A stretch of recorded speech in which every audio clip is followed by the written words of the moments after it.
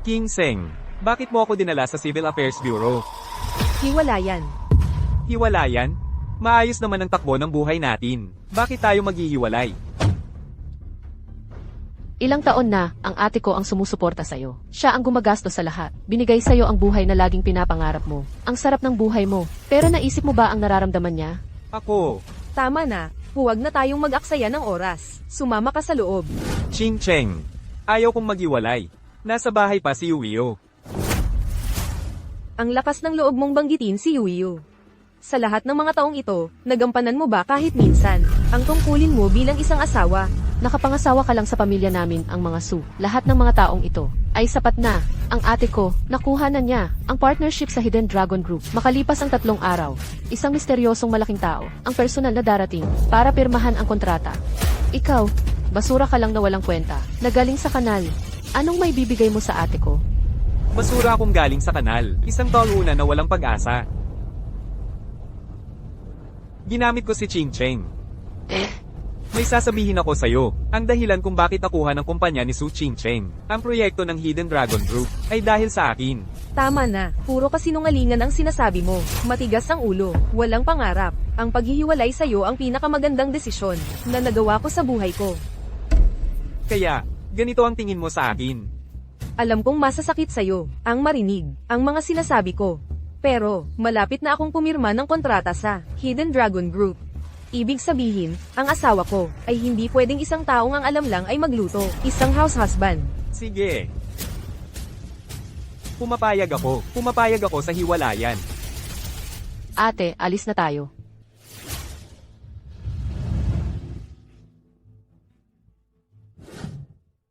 Boss, tiyak na hindi alam ni Miss King Cheng na ikaw ang boss ng Hidden Dragon Group. Kung hindi, tiyak na. May saysay ba kung sasabihin ko sa kanya? Sa puso niya, ako ay palaging magiging isang taong puro salita lang. Marahil ang pag-aasawang ito ay isang pagkakamali mula pa sa simula.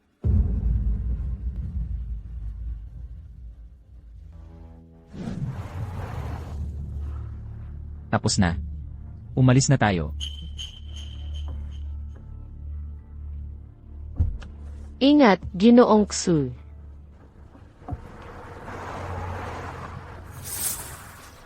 Ingat.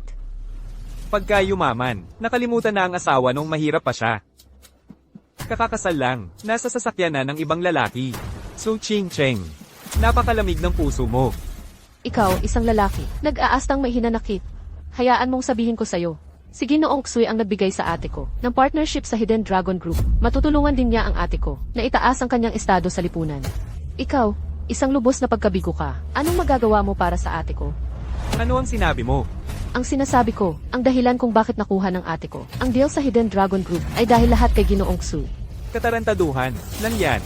Ako ang tunay na boss sa likod ng Hidden Dragon Group.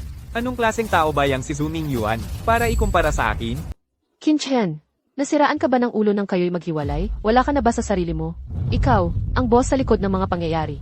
Ay hindi naniniwala. Sa isang siraulo, bakit siya maniniwala? Baka ito na ang pinakamabuti. Sa pulong para sa visa sa loob ng 3 araw. Ilalantad ko ang katotohanan, isa-isa. Salamat, Ginoong Zhu. Walang anuman. King Cheng, malaking pabor na ang nagawa ko para sa'yo. Ang pinakamababa mong magagawa ay anyayahan ako para sa hapunan. Hindi naman yata masyadong mahirap yon, di ba? Tuloy po kayo, Ginoong Zhu.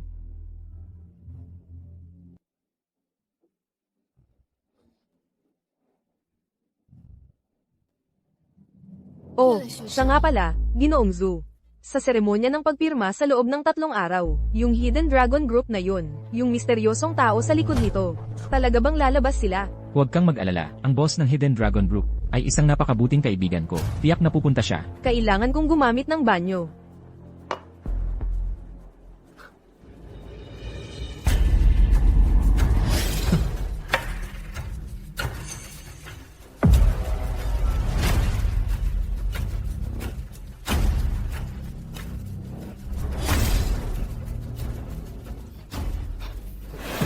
Anong ginagawa mo? Qin Shen, Sinusubukan mo bang lagyan ng droga si Ching Cheng? hindi. Huwag mo akong babintangan. Bintang, bubugbugin kita. Chintian. Anong ginagawa mo kay Ginoong Zhu? Ching Cheng, sinusubukan ka sanang lagyan ng droga ng lalaking ito. Ikaw ang malinaw na susubok maglagay ng droga kay Kincheng. Kincheng, siguro napahiya siya ng husto matapos ang diborsyo. Kaya sumiklab ang galit niya, at gumawa ng ganitong kasuklam-suklam na bagay. Buti na lang, nahuli ko siya sa tamang oras. Kung hindi, nagtagumpay sana siya. Chin Tian, tao ka pa ba? Hindi ako tao, naniniwala ka sa kwento niya ng walang pagsisiyasat. Habang nasa kamay mo ang droga, akala mo ba tanga ako? Sa kanya ang mga drogang ito. Tama na, Chin Tian. Dati, akala ko, wala ka lang talagang silbi. Pero kahit papaano, may mabuti kang puso. Ngayon, nakikita ko na. Ang puso mo ay napakasama at marumi. Dahil ayaw mong maniwala sa anumang sabihin ko, kahit ano pa yan. Walang saysay ang anumang sasabihin ko. Palem, Paano ako maniniwala sa'yo? Chin Tian, ilang beses mo na ba akong binaygo? Alam mo ba ang sinasabi ng mga tao tungkol sa akin? Sabi nila, na pangasawa ko raw ang isang walang kwentang lalaki. walang kwenta ako.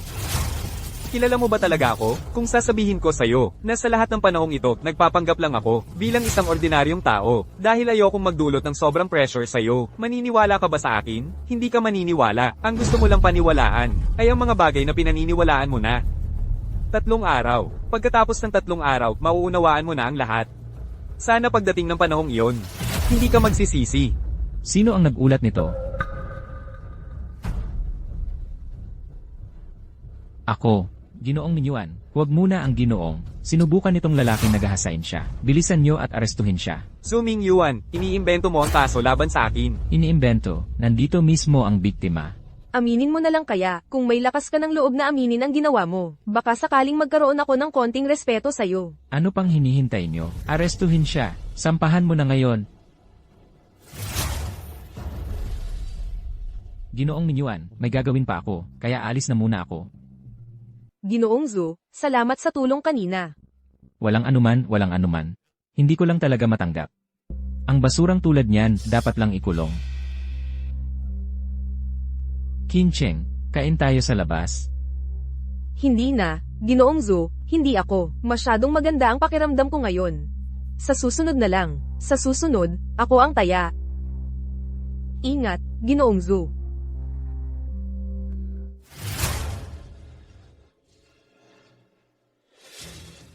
Magsalita ka. Wala akong sasabihin.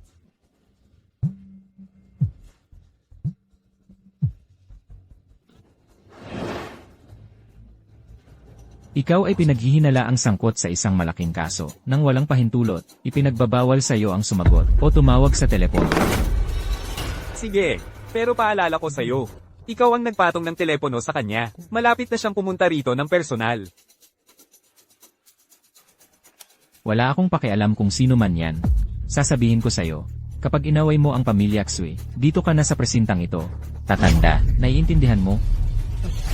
Kapitan Zhu, nandito na ang boss. Boss. Ganito lang kaliit na bagay. Bakit siya naabala? Kapitan Zhu, may grupo ng mga abogado sa labas.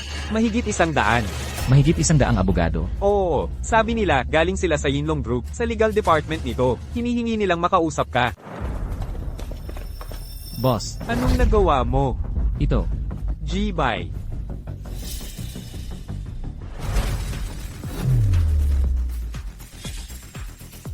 Boss. Sakto lang ang dating mo. Kita mo, hindi gaanong mabigat ang salita ko, kaya hayaan mo akong magtanong sa aking kasamahan mula sa legal na magpaliwanag para sa akin. Isang pagkakamali. Lahat iyon ay pagkakamali lang. Ikaw ang boss ng Hidden Dragon Group. Paano naman pwedeng hindi mabigat ang mga salita mo? Sundin lang ang mga patakaran. Tapos na. Tapos na ang lahat ngayon.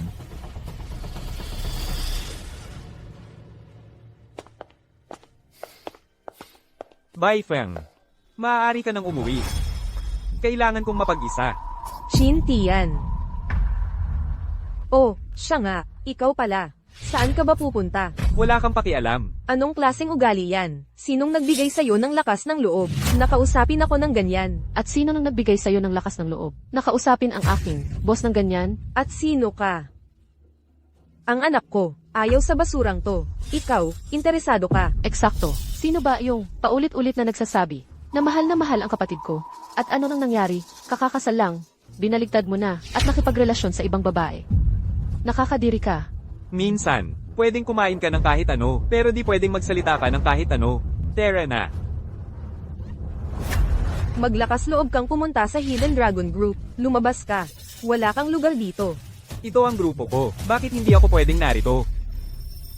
Grupo mo, ang kapal ng mukha mong gamitin ang pagkakakilanlan ng anak ko, para manloko ng mga tao sa Hidden Dragon Group. Ang anak ko, napakahirap magtrabaho para kumita, hindi madali para sa kanya. At ikaw, sinisira mo ang kanyang pangalan, gamit ang pera niya, para magkaroon ng ibang babae sa tabi. Tao ka pa ba? Isang impostor ako. May ebidensya ka ba? Kailangan ko pa ba ng ebidensya? Ginagamit mo, ang pangalan ng anak ko. Anong ginagawa mo sa Yinlong Group? Grupo ko yan. Hindi ba ako pwedeng pumunta? Grupo mo, wala ka naman kundi isang binabayarang lalaki. Wala ka namang tunay na trabaho. Anong karapatan mo para pumasok sa Yinlong Group? Akala mo ba tanga kami? Wala kang pakialam. Saan ka pupunta? Putang ina mo, tinampas mo ako, papatayin kita. Nanampal ka na ngayon. Anong kabuluhan to? Gusto mong mamatay? Pulis, nagkakasala ng panluloko. Ang dalawang to, at pinapalo nila ang mga tao. Dapat nyo silang dalawang arestuhin.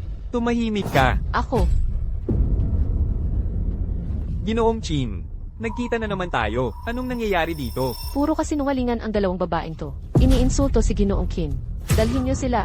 Ikaw, Anong hinihintay nyo? Gawin nyo. Anong ginagawa nyo? alam mo ba kung sino ako? Ikaw, Shintian, inaresto mo ako. Sasabihin ko sa anak ko. Tapos ka na. Ganap na. Dalhin nyo siya. Shintian, tapos ka na. Ginoong Chin. Ano sa tingin mo? Tungkol sa paghawak nito, nasisiyahan ka ba? Tawagan mo si Ching Cheng. Magpalabas ng piyansa. Hello. Ano? Nanay, pinagpiyansahan na kita. Ano ba talaga ang nangyari? Dahil lahat iyon kay Kintian. Yung lalaking iyon, ginamit niya ang pangalan mo para makapasok sa Hidden Dragon Group at maglako ng scam. At higit pa riyan, ginamit niya ang pera mo para magkaroon ng kabit. Sakto lang naming nahuli ni nanay. Sabi pa niya, ginigipit namin siya. Eksakto. Ano ang sinabi mo? Ching Cheng, saan ka pupunta? Hahanapin ko siya.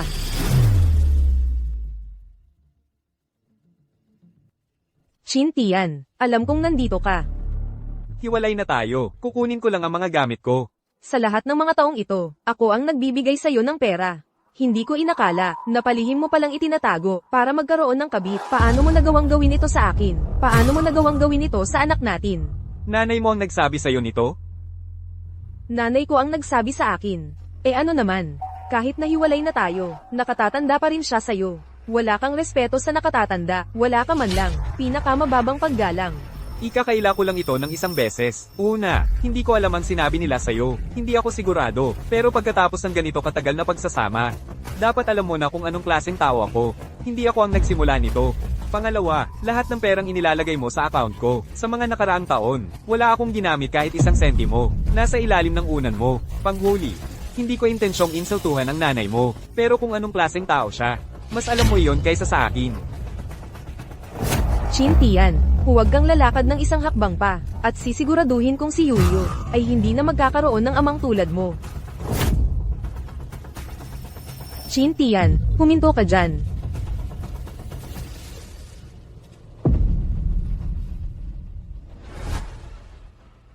Kincheng, ang signing ceremony sa Hidden Dragon Group ay bukas na.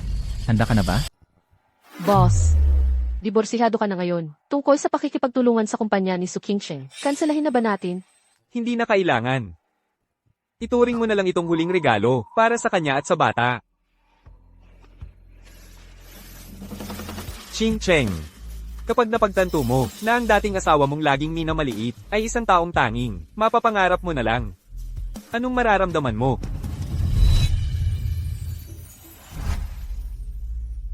Isang karangalan, ang makipagtulungan sa Hidden Dragon Group, talagang lulundag na ang karera mo. Sigurado ako, sa loob ng 10 taon, ang Her and Rich List ay tiyak na magkakaroon ng puwang para sa iyo, President Su.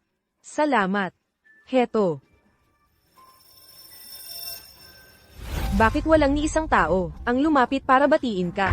Ching Cheng, hindi ba't ang pakikipagtulungan sa Hidden Dragon Group ay dahil sa iyo? Diyos ko, si Young Master Xu ay nagpapakumbaba lang.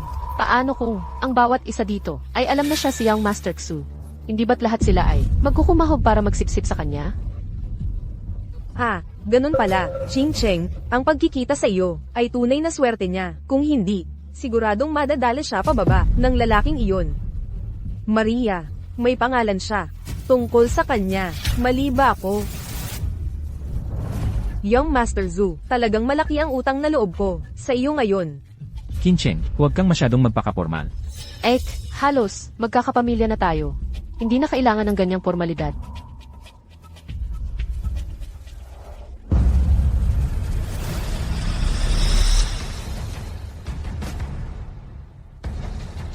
Bakit nandito rin siya? Kayong dalawa, ngayong araw, ay malaking araw ng ate ko. Huwag kayong magkakagulo. Umalis ka na rito, ngayon din. Ginang, so, ikaw ba ang nagsabi sa kanya na paalisan ako? Hindi ako. Su, mas mabuti kang lumayo. Sino ka? Ano ang relasyon mo kay Chin Tian? Wala kang pakialam dyan, Su. Dahil ngayon ay, iyong signing ceremony, Su. Dapat ay, asikasuhin mo na lang ang sarili mo. Chin Tian, magtatago ka na lang ba sa likod ng babaeng ito? 3 taon ka nang walang trabaho, wala ka ng koneksyon sa lipunan. Kung wala ang tulong ko, mahirapan ka nga lang mabuhay. Hindi mo na kailangang mag-alala. Ako na ang bahala. Ikaw ang bahala, paano mo gagawin yan? Sa pagiging yaya ng iba. Tama, ang alam mo lang gawin ay magluto at maglaba para sa iba.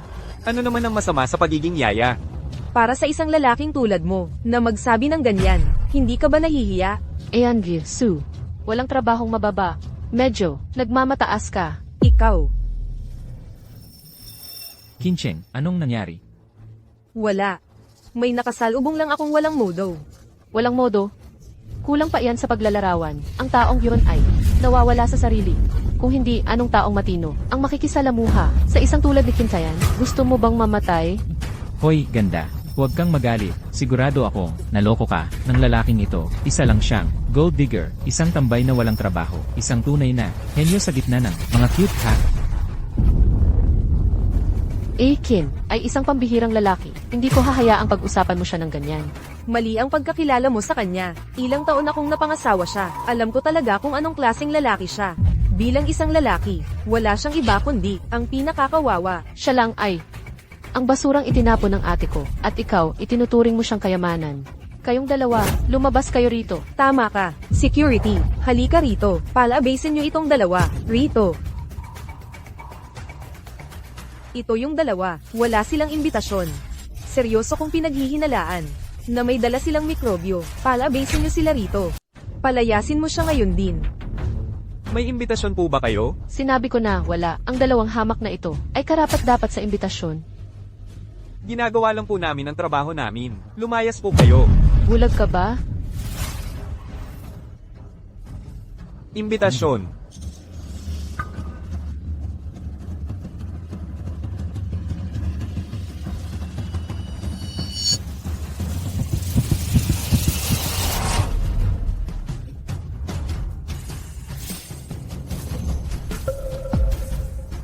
Ang ginoong ito ay aming pinarangalang panauhin.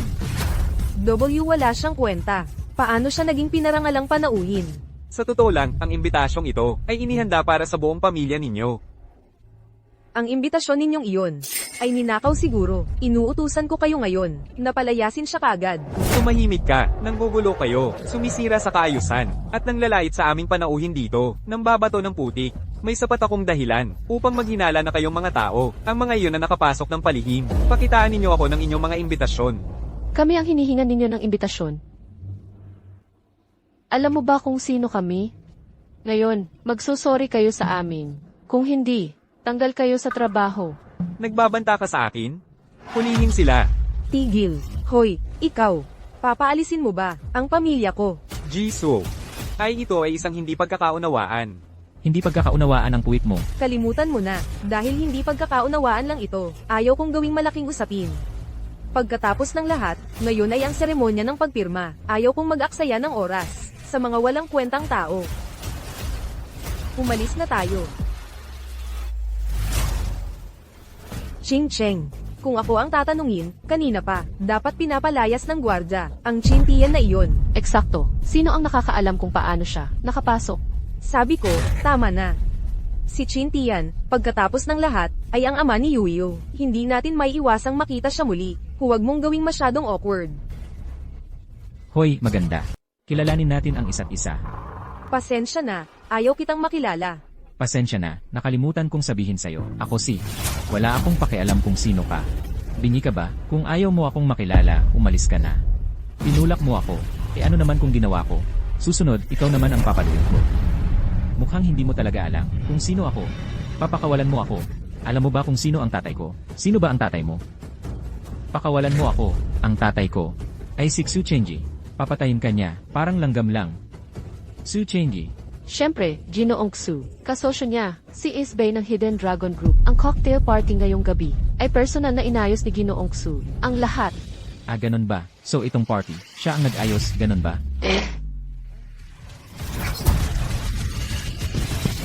May sasabihin ako sa'yo, ang tatay mo, hindi man lang makapagsalita. Sa harap ng Hidden Dragon Group, ano bang akala niya, ang galing-galing niya? Tama na. Ito ang Hidden Dragon Group. Kung magpapatuloy ka sa paggulo, tatawag ako ng seguridad. Ang Hidden Dragon Group ay kasosyo ng pamilya namin, ang mga Gao. Ang pamilyang Gao. Sino ka ba talaga? Hayaan mong magpakilala ako. Ako si Gao Qisheng. Naiintindihan mo na ba ngayon? At isa pa. Ano man ang gusto ng pamilya naming Gao, sa amin mapupunta yan. Ginoong Gao, bulag ang mata ko. Bigyan mo ako ng isa pang pagkakataon, pakiusap. Bigyan mo ako ng pagkakataon. Binigyan na kita ng pagkakataon, sinayang mo. Tigilan mo yan. Pwede akong tumigil, pero kailangan mong matulog kasama ko. Oo, ang lambot. Bitawan mo ako. Bitawan. Akin yan. Tumigil ka dyan. Sino ka ba? Ako? Ito. Ginoong Gao, ayos ka lang ba? Lumayo ka sa kanya.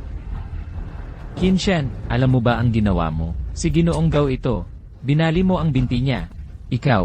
Kahit papaano, may nagawa ako. Hindi tulad mo. Ikaw. Kung hindi ka marunong magsalita, manahimik ka na lang. Si Ginoong Xu, ang tunay na mabait sa kapatid ko. Hindi tulad mo. Kitang-kita namang nanonood ka mula sa likod. Pero hindi ka lumabas para tumulong. Ano ba ito? Ano ba ang balak mo? Eksakto. Gusto lang niyang ipahiya si Ginoong Zhu. Tapos siya ang magpapasikat para mabawi ang pagtinggil ng anak kong babae. Sa kanya, napakasuklem. Sabihin mo ang gusto mong sabihin. Chin Tian, sino ang may sabi sa'yo na saktan siya? May problema ba? Malaking problema. Alam mo ba kung sino siya? Alam mo ba kung sino ako? Siya ang panganay na anak ng pamilyang Gao. Magsusorry ka sa kanya ngayon din. Ibig sabihin, mali ako nang tulungan kita? Kung tama ang alala ko, ang uminting sa sitwasyon. Ay ang sampal mo, hindi ba? Nagtatanggol lang ako. Wala akong ibang choice. Ikaw, may bayag ka ba bilang lalaki? Sa tingin ko hanggang ngayon, hindi mo pa rin naiintindihan kung bakit kita hiniwalayan. Qinshan, huwag ka nang mag-aksaya ng salita sa kanya. Sabay natin siyang durugin. Balihin ang binti niya. Para sa akin. Sa ganoon, baka sakali. Si Ginoong Gao ay patawarin tayo. Kailangan nating baliin ang binti niya. Chin Tian, dahil sa ating nakaraan, hinihingi ko sa'yo ngayon na mag-sorry ka sa kanya. Sa ganoon, baka Iligtas mo ang binti ko. Huwag mong gawing parang mabuting gawa. Ginagawa mo lang ito para sa sarili mong karera. sa kasalukuyan kong katayuan sa lipunan, ang pinakamasamang magagawa nila ay bigyan ako ng problema sa negosyo. Pero ikaw, kung talagang gusto nila ang buhay ko, ano ang magagawa mo? Tigil. Umalis ka. Mali ka. Wala kang katayuan sa lipunan. Umasa ka lang sa iba. Para umangat sa Hidden Dragon Group, isang Mountain Cube. Kanina sinabi ko, dapat matulog ka sa akin. Tinanggihan mo. Ngayon, tatawag ako sa pamilyang Gao. Patay ka na. Hindi mo magagawa yan. Nasa Hidden Dragon Group tayo. Hindi. Hindi ko gagawin dito. Hindi ako naniniwalang hindi ka naalis. Ikaw. Suru yan. Tawagin mo ang enforcement squad. Isang hamak na enforcement squad ay hindi makakahawak sa mga usapin ng pamilyang Gao. CJ, huwag tumawag, huwag tumawag, huwag tumawag, huwag tumawag. Hindi tumatawag si Young Master Gao sa squad para sa ikabubuti natin, tama ba? Qinshan, lumuhod ka. Magmano ka at humingi ng tawad kay Young Master Gao. Gusto mo bang panoorin, kaming lahat, na isa-isang mahila pababa dahil sa'yo? Hanggat nandito ako, hindi siya makakapinsala kanino man ngayon. Lalaki ka ba talaga? Ano naman ang masama kung humingi ka ng tawad? Eksakto. Ang anak kong babae, noong ikakasal sa'yo, hinayla mo siya pababa, ngayong hiniwalayan ka na niya. sinisiraan mo pa rin siya. Anong kasalanan ang nagawa ng anak ko sa nakaraang buhay? Para dumanas ng ganitong paghihirap dahil sa'yo. Isa kang tunay na malas. Paulit-ulit mong sinasabi na mahal mo ang ate ko. Ano naman ang masama kong lumuhod at humingi ng tawad? Kinchan, kung lalaki ka pa, panagutan mo. Kung hindi, Kung hindi ano,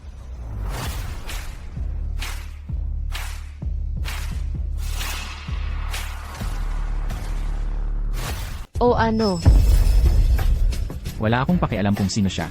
Binali niya ang binti ko. Magbabayad siya para dito. ano naman kung binali ng boss ko ang binti mo? Ano nang problema doon? Kahit na buhay mo ang gusto niya, kailangan mong ibigay yon sa kanya. Ano? Boss. Siya ang tunay na nasa likod ng Hidden Dragon Group. Ang tunay na boss. Imposible yan. Sabi ko sa'yo, wala kang hahawakan ngayong araw. Huwag kang lalapit. Kung maglakas loob kang humawak sa akin, hindi ka pababayaan ng pamilya namin ang mga gaw. Ang tatay ko ay si Gao Kikian. Sige, tawagan mo ang tatay mo. Subukan mo. Tingnan natin kung tutulungan ka niya.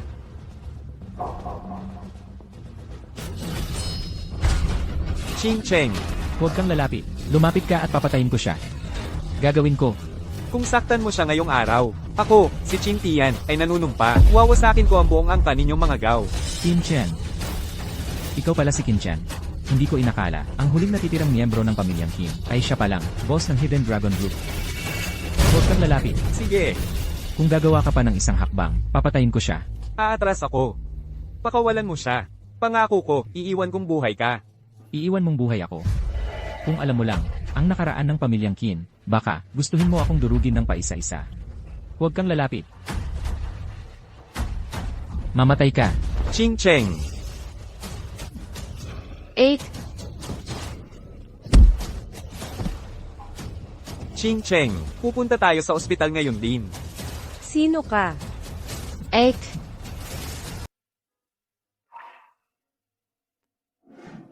Ginoong Qin. Ayon sa doktor, matatag na ngayon ang kalagayan ni Miss Qingsheng. Malapit na siyang ma-discharge. Ang pamilya Xu at Sixu Mingyuan, sinunod ko na ang utos ninyo, at naasikaso ko na sila. Tungkol naman kay Gao Qisheng, ano sa palagay ninyo, dapat ba natin? Hindi. Hintayin muna nating magising si Ching Cheng. Iuwi mo muna siya. Tungkol naman kay Gao Qisheng, may ilang bagay na kailangan kong itanong sa kanya ng personal. Nauunawaan ko.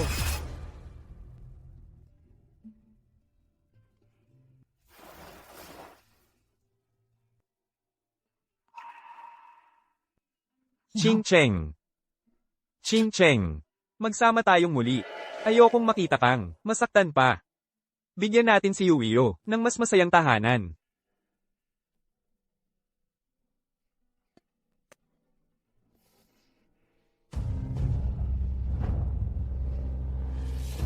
Tumingin ka sa taas. Gao Qisheng. Sinabi mo noon na may impormasyon ka tungkol sa pamilya Qin. Labis akong interesado. Sabihin mo, baka hayaan kitang mabuhay. Akala mo ba talaga? Nasasabihin ko sa iyo ang totoo. Gusto kong malagi kang nabubuhay. Sa kadiliman, hindi kailanman malalaman ang katotohanan tungkol sa pagpatay sa pamilya Qin. Sigurado ka ba dyan? Kung tama ang impormasyon ko, at kadalasan ay tama nga. Ang kabit mo sa labas ay buntis ngayon ng anak mo. Hulaan mo, kapag hindi ko nakuha ang impormasyong gusto ko, ano sa palagay mo ang gagawin ko? Ikaw. Yay. CJ. Sasabihin ko, ang pagpatay sa pamilya mong Qin noon ay lubusan dahil sa isang tao. Ang hipag mo si Lin Wen. Ang hipag mo si Lin Wen at ang kapatid mo, sila ay parehong pinatay ng sarili niyang kamay. Gao Qisheng, anong lakas ng loob mong sir ang hipag ko? Patay na akong naglalakad. Bakit ako magsisinungaling? Nga pala. Noon, ang bangkay ng kapatid mo ay aking sariling kamay ang naglibing. Kung hindi ka naniniwala, pwede mo siyang hukayin, baka sakali. May natitira pang mga bakas.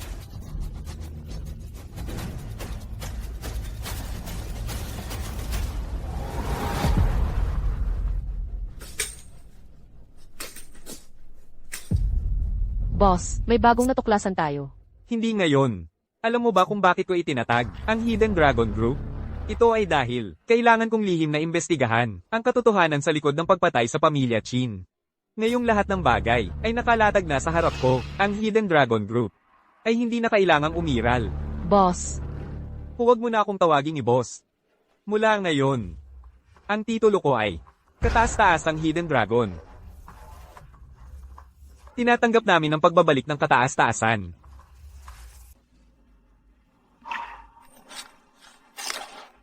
Nakita namin ang katawan.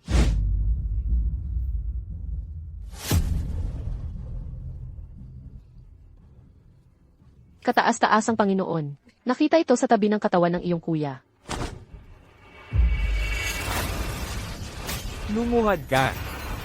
Lin Wen, asawa kita.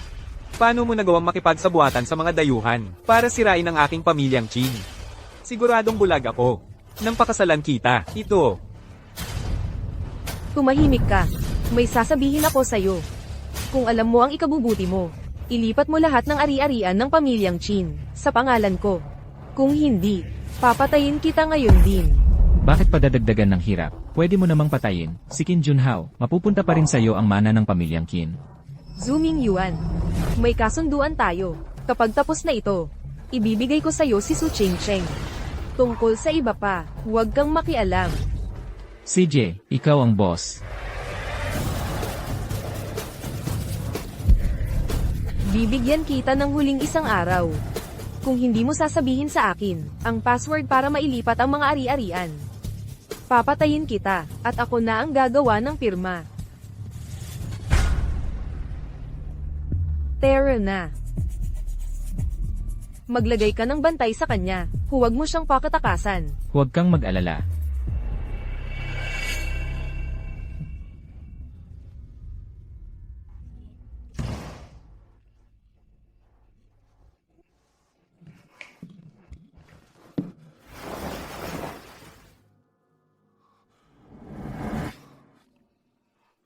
Qin Tian. Walang kwenta ang kuya mo. Nabigo akong protektahan ang ating pamilya. Nagawa ko lang na itago ang ebidensya ng mga kasalanan ni Lin Wen. Kung makikita mo ang video na ito, kung hindi ka siguradong makakaganti, magpalit ka ng pangalan at mabuhay ng maayos. Tandaan mo, magkapatid tayo magpakailanman. Kuya, kataas-taas ang Panginoon. Nahanap na namin si Lin Wen. Magsalita ka, nasaan siya? Si Lin Wen ay kinuha ang yaman ng iyong pamilya at bumalik na ngayon sa pamilyang Lin. May pagdiriwang sila ng tagumpay. Mag-utos po kayo, kataas-taasang Panginoon. Gagapiin ng iyong tauhan ang pamilyang Lin para maghiganti para sa iyong kuya. Mag-utos po kayo. Huwag na. Ang paghihiganti na ito, ako mismo ang gagawa nito. Mga kabigan, ngayon ay ang pagtatatag ng Lin Group. Sana ay mas lalo pa tayong magtulungan sa hinaharap. Ang tagal na nagtiis si Miss Lin sa pamilya Qin. Ngayon, pwede na siyang maglakad ng taas noo. Tama, sa tingin ko, ang pamilya Qin, dapat noon pa sanang ibinigay ang negosyo nila kay Miss Lin. Hindi sana sila nagkagulo at nasira ang pamilya nila. Sa masayang okasyon na ito, bakit ba binabanggit pa ang kahabag-habag ng mga Qin? Sa tingin ko, dapat nating batiin si Miss Lin sa pagiging isang malaking negosyante sa Dongzhou.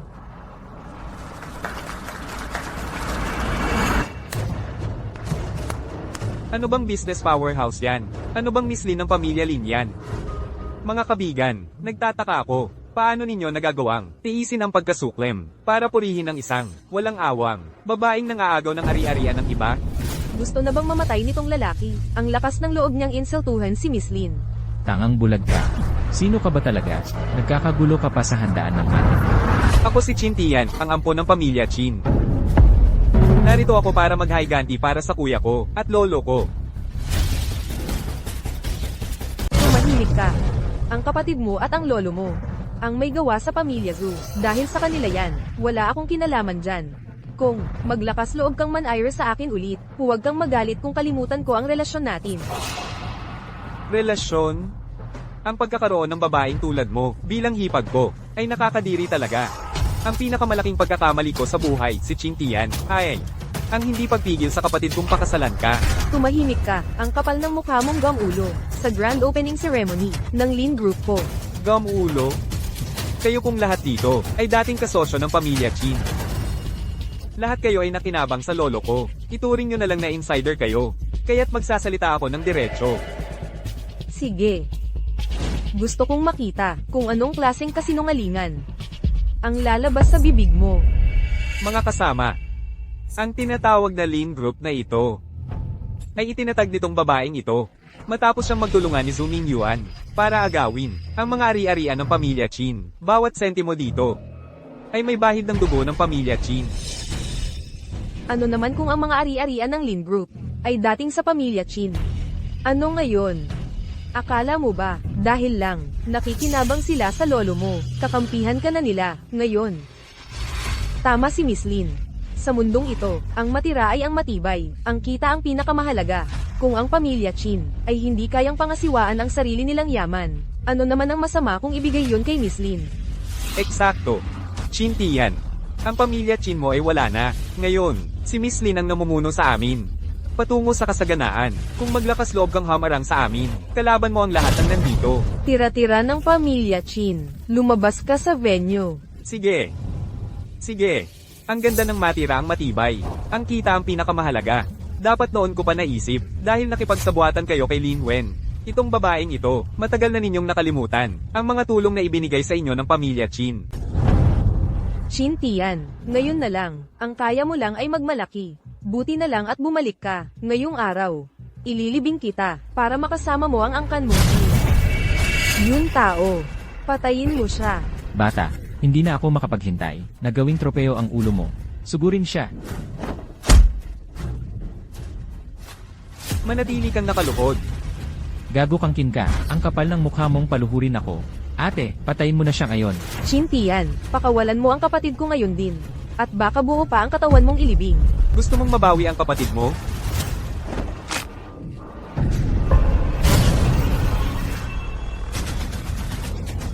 Yun tao. Sige, ibabalik ko sa'yo ang kapatid mo ngayon din. Qin Tian, pinatay mo talaga ang kapatid ko. Salbahing hayop ka, nararamdaman mo rin pala ang sakit. Ang dugong utang ninyo sa angkan namin. Babayaran ko, hanggang sa huling patak. Ang kapatid mo ay panguna pa lang. Ipagbigay alam kay Young Master Zhu. Sabihin mong bumalik ang natirang Qin. Ipapaalam ko agad sa kanya, Young Master Zhu. Sayang. Sayang talaga. Ang mga saklolo mo ay hindi na darating. Sana ganyan ka pa rin katapang. Pagdating dito ni Young Master Zhu. Ang mga saklolo mo ay hindi na darating. Miss Lin, nakakatakot. Winasak ang angkan ng Zhu. Imposible. Ang pamilya Zhou ang pinakamayaman sa Dongzhou. Paano sila pwedeng malipol? Totoo, nakumpirma ko na rin sa aking panig. Ang buong pamilya Zhou, maliban sa ulo ng pamilya, si Zhu Chengai, na nasa ibang bansa pa, lahat ay kinuha na ng gobernador. Sino ka ba talaga? Gaano kakatapang para lipulin ang pamilya Zhou? Imposible. Isang cute lang yan. Paano niya malilipol ang pamilya Zhou? Gets ko na. Siguro ang pamilya Zhou ay nakagalit sa gobernador, kaya sila nalipol. Cute lang yan. Paano niya malilipol ang pamilya Zhou? Sumasakay lang yan, sa tagumpay ng iba. Bahala kayo sa gusto nyong isipin. Makinig kayong lahat, binibigyan ko kayo ng 3 araw. Sa loob ng 3 araw na yon, sino mang nakilahok sa pananakit sa aking pamilyang Qin, ay dapat lumuhad sa harap ng puntod ng lolo ko, at ng kuya kong panganay, para magbayad sala. Kung hindi, pagsisisihan ninyo, ang araw na ipinanganak kayo. At ikaw, huwag kang mag-alala. Hindi kita hahayaan na mamatay ng madali. Dadalhin-dalhin kita ng paunti-unti. Aalisin ko lahat ng mga kalamangan mo, hanggang sa pagsisisi at kawalan ng pag-asa. Ikaw mismo ang magwakas.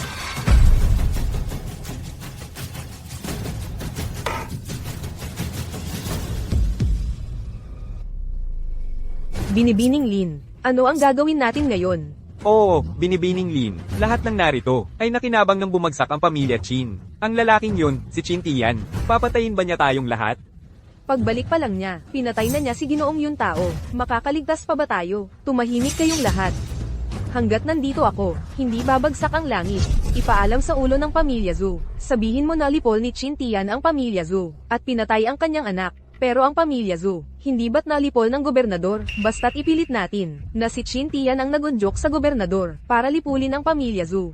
Kahit hindi lubos na maniwala ang ulo ng pamilya Zhou, hindi siya maniniwala ng buo. Ibubuhos niya ang galit sa walang kwentang yun, at tapusin siya. Kilalang kilala siyang tusong matandang Zoro. Ang cute-cute lang na yun, si Qin Tian. Hindi kaya sa kanya. Tatay, Kuya Chin, ang tunay na salarin na pumatay sa inyong lahat ay nahuli na. Walang sino man sa kanila ang makakatakas.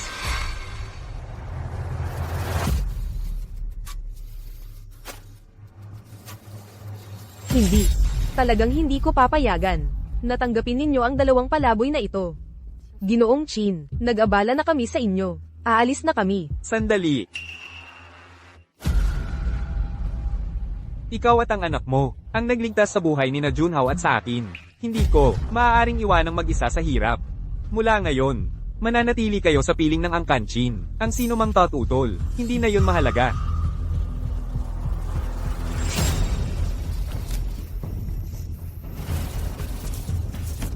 Ang inyong kamahalan, sa inyong katayuan, ang pagpapatnubay sa akin sa Shadow Guard upang lipulin ang Angkanlin ay magiging napakadali. Ang Angkanlin ay mga basura lamang. Kung lilipulin natin ang Angkanlin, paano lalabas ang mga tunay na salarin? Ang mga pumatay kay tatay at kuya, paano sila magpapakita? Lahat ng sangkot sa trahedya ng aking Angkan Chin, bawat isa sa kanila, walang makakatakas. Bye, Fem.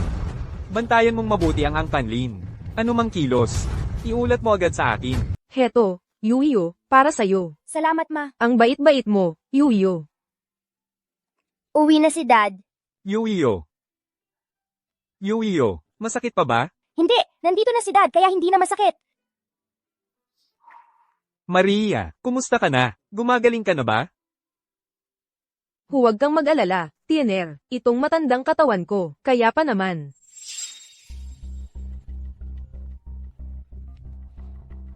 Hello.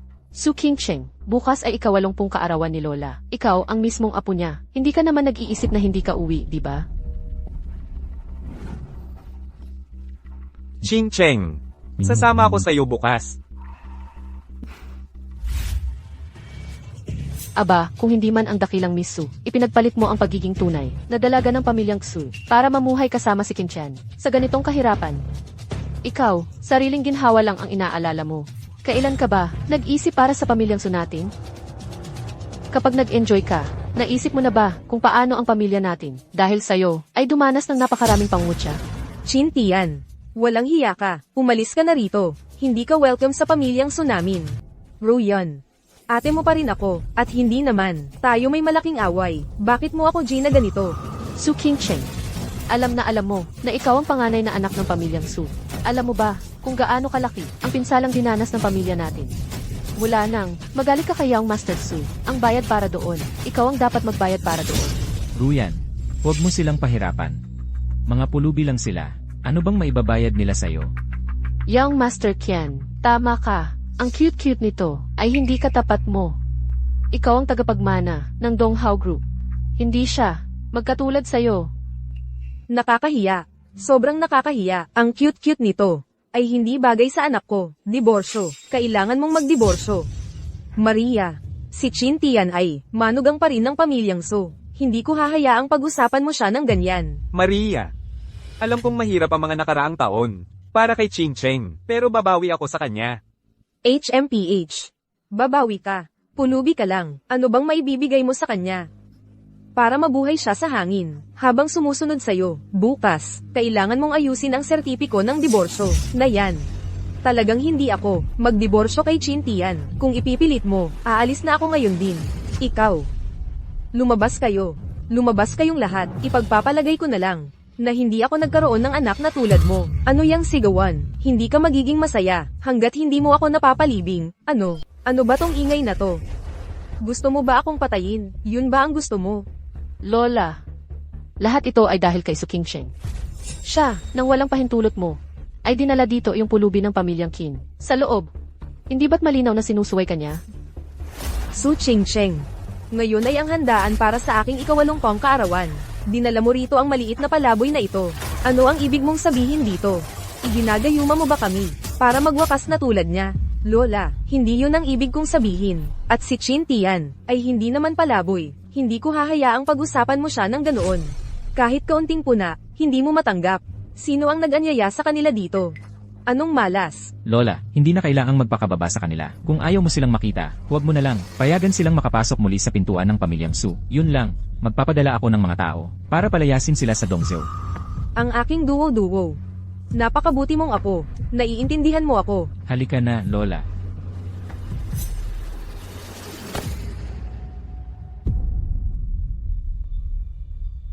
Lola, ito ang inihanda ko para sa'yo, para sa iyong ika-80 kaarawan. Ito kaya ang maalamat na hari ng ginseng. Lola, magaling ang mata mo. Ito ay isang himaymay ng ginseng na itinuring na kayamanan sa loob ng daan-daang taon sa Hidden Dragon Hall. Ang aking ama ay gumastos ng 1 milyon para bilhin ito mula kay Lord Candle Dragon. Hindi ko inakala na sa aking buhay ay makakakita ako ng himaymay mula sa hari ng ginseng. Lola, sabi nila kapag kinain mo ang himaymay na ito, maaari nitong pahabain ang iyong buhay ng 3 taon. Lola, sabi nila kung inom ka ng ugat ng ginseng na ito, maaari kang mabuhay ng hindi bababa sa 3 taon. Napakagaling. Ikaw talaga ang karapat-dapat na manugang ng pamilyang Su. Ganun-ganun na lang ang pagbigay ng $1,000,000 na ugat ng ginseng. Hindi tulad ng ibang tao. Mas magaling ka talaga sa kanila. Lola, basta't masaya kayo. Lola, basta't masaya kayo, kahit paabutin ng $1,000,000 o kahit $10,000,000, sulit na sulit iyon. Ngayon ay ika-80 kaarawan ni Lola. Kayo, hindi naman kayo pumunta ng walang dala, di ba? Ruyan, bakit ba lagi mong binabanggit ang nakakahiyang bagay? Ang buong pamilya nila ay hirap na hirap pang makakain sa mga araw na ito. Saan naman sila kukuha ng ekstrang pera para bumili ng regalo para kay Lola? Kasalanan mo itong lahat. Walang dahilan. Ano ba ang punto ng pagdala nitong maliit na cute dito? Nang walang rason. Maria, medyo nagmamadali kaming pumunta. Nakalimutan naming magdala ng regalo para sa inyo. Siyempre may dala kaming regalo. Chintian, kailan ka pa naghanda ng regalo? Ching Cheng, huwag kang mag-alala. Matagal ko nang inihanda ang regalo. Well, dahil dala mo na, bakit hindi mo na lang ipakita agad para makita ng lahat? Kinchen, hindi mo naman basta kinuha ng ilang basurang bagay sa tabi ng daan para ibigay kay Lola, di ba?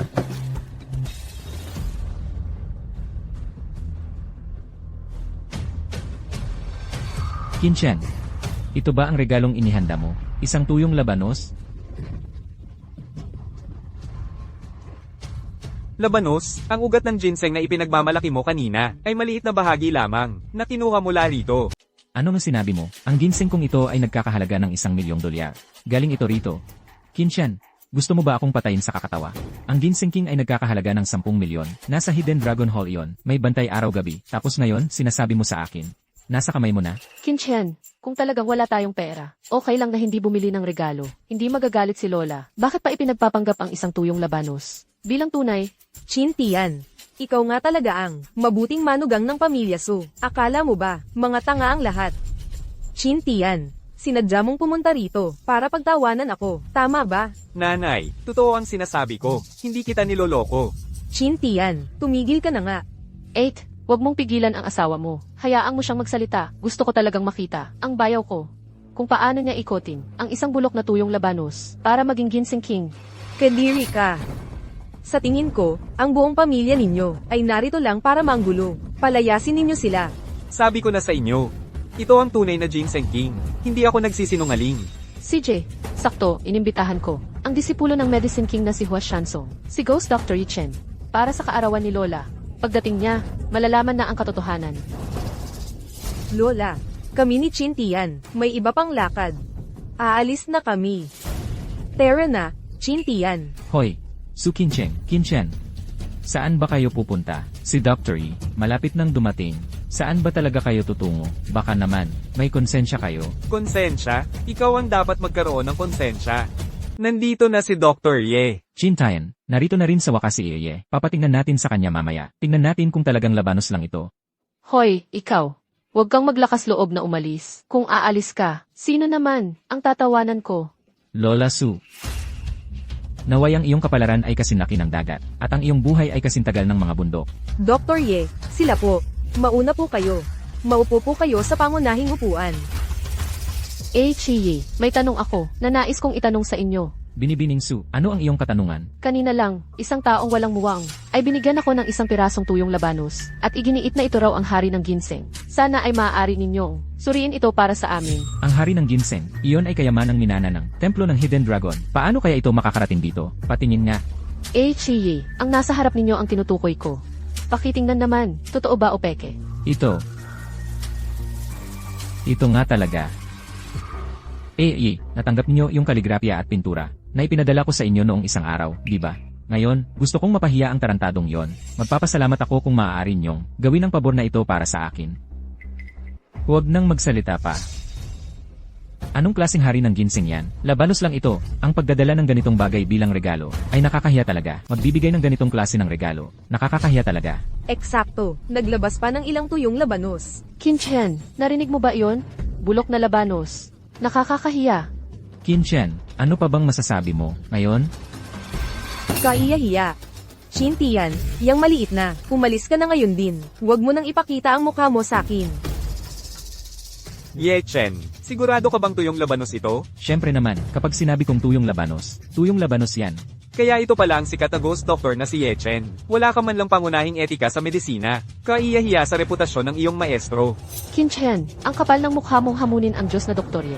Kinchen, talagang di mo alam ang mabuti para sa'yo. Ang lakas ng loob mong lapastanganin ang Diyos na doktorye. Ayaw mo na bang mabuhay? Bata, iminumungkahi kong magsorry ka sa akin ngayon din. Kung hindi ka lalabas sa pintuang yan ngayong araw. Mag-sorry sa'yo, di ka karapat-dapat. Kahit nandito ang maestro mo. Kailangan niya akong igalang. Katawa-tawa. Ikaw, kilala mo ang maestro ko. Akala mo karapat-dapat ka. Mukhang, kailangan kong hayaan ang maestro mo. Naturuan ka ng leksyon. Kung talagang mapapapunta mo ang maestro ko ngayong araw, papangalanan kita sa apelyido ko. Kinchen, ang lakas talaga ng loob mo. Shintian, paano ka naging ganito? Ching Cheng, magtiwala ka sa akin. Dumating na ang Diyos na Dr. Hua. Dumating nga siya. Kilala kaya talaga niya, si Dr. Hua? Guro, ano ang dahilan ng pagpunta mo rito?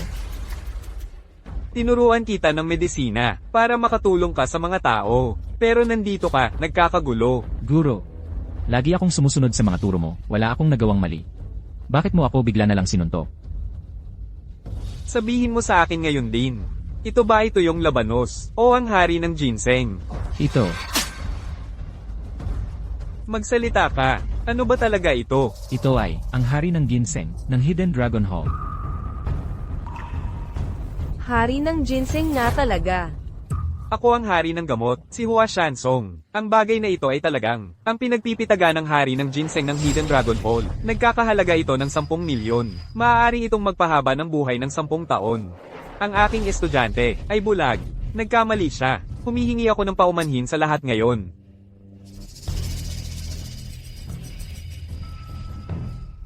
Ji-Chin, paumanhin. Ang aking estudyante ay nagdulot ng abala sa iyo. Ayos lang, ikaw na ang bahala pag uwi nyo. Ji-Chin. Papaalisin ko siya. Uuwi siya at mag-iisip sa kanyang mga pagkakamali.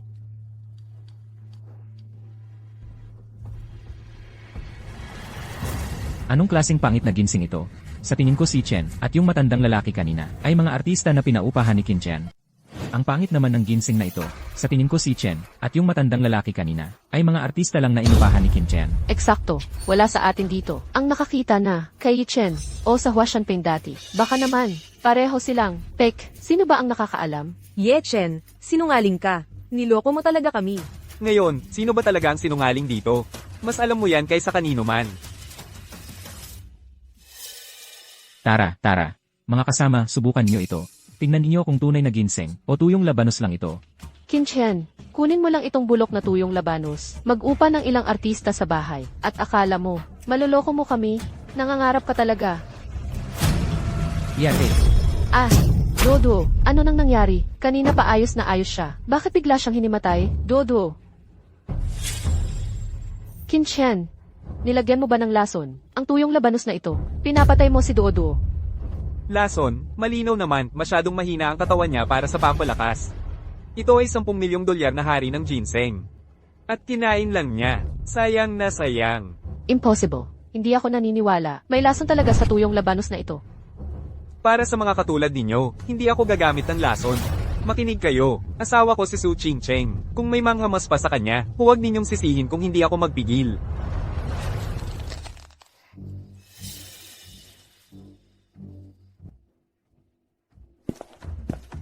Sayang naman. Sayang na sayang talaga. Itong 10 milyong dolyar na hari ng ginseng. Hoy, Lola. Nanay. Lola. Lola. Nanay. Kasalanan mo ito lahat. Kung hindi dahil sa iyo, hindi sana nagalit ng husto si Lola hanggang sa himatayin. Anong kinalaman ko doon? Huwag kang maglakas loob naman Iron ng puri sa akin dito. Kung hindi dahil sa iyo, nadala-dala ang panganay mong anak na babae at ang manugang niya, kasama ang tinatawag na tuyong Labanos, at umupa ng lahat ng mga aktor para magpanggap. Nagalit kaya ng husto si Lola hanggang sa himatayin? Ikaw. Chintian. Ang ginseng na ibinigay mo kay Lola kanina, ang ibinigay mo sa kanya. Talaga bang 10 milyon ang halaga, ang hari ng ginseng na iyon? Siyempre hindi. Ako ang pinakamamahal na estudyante ni Dr. Hua. Ang nangyari ngayon ay isang palabas na pinakiusapan ko si Dr. Hua na tulungan ako. Hindi ka nagsisinungaling sa akin.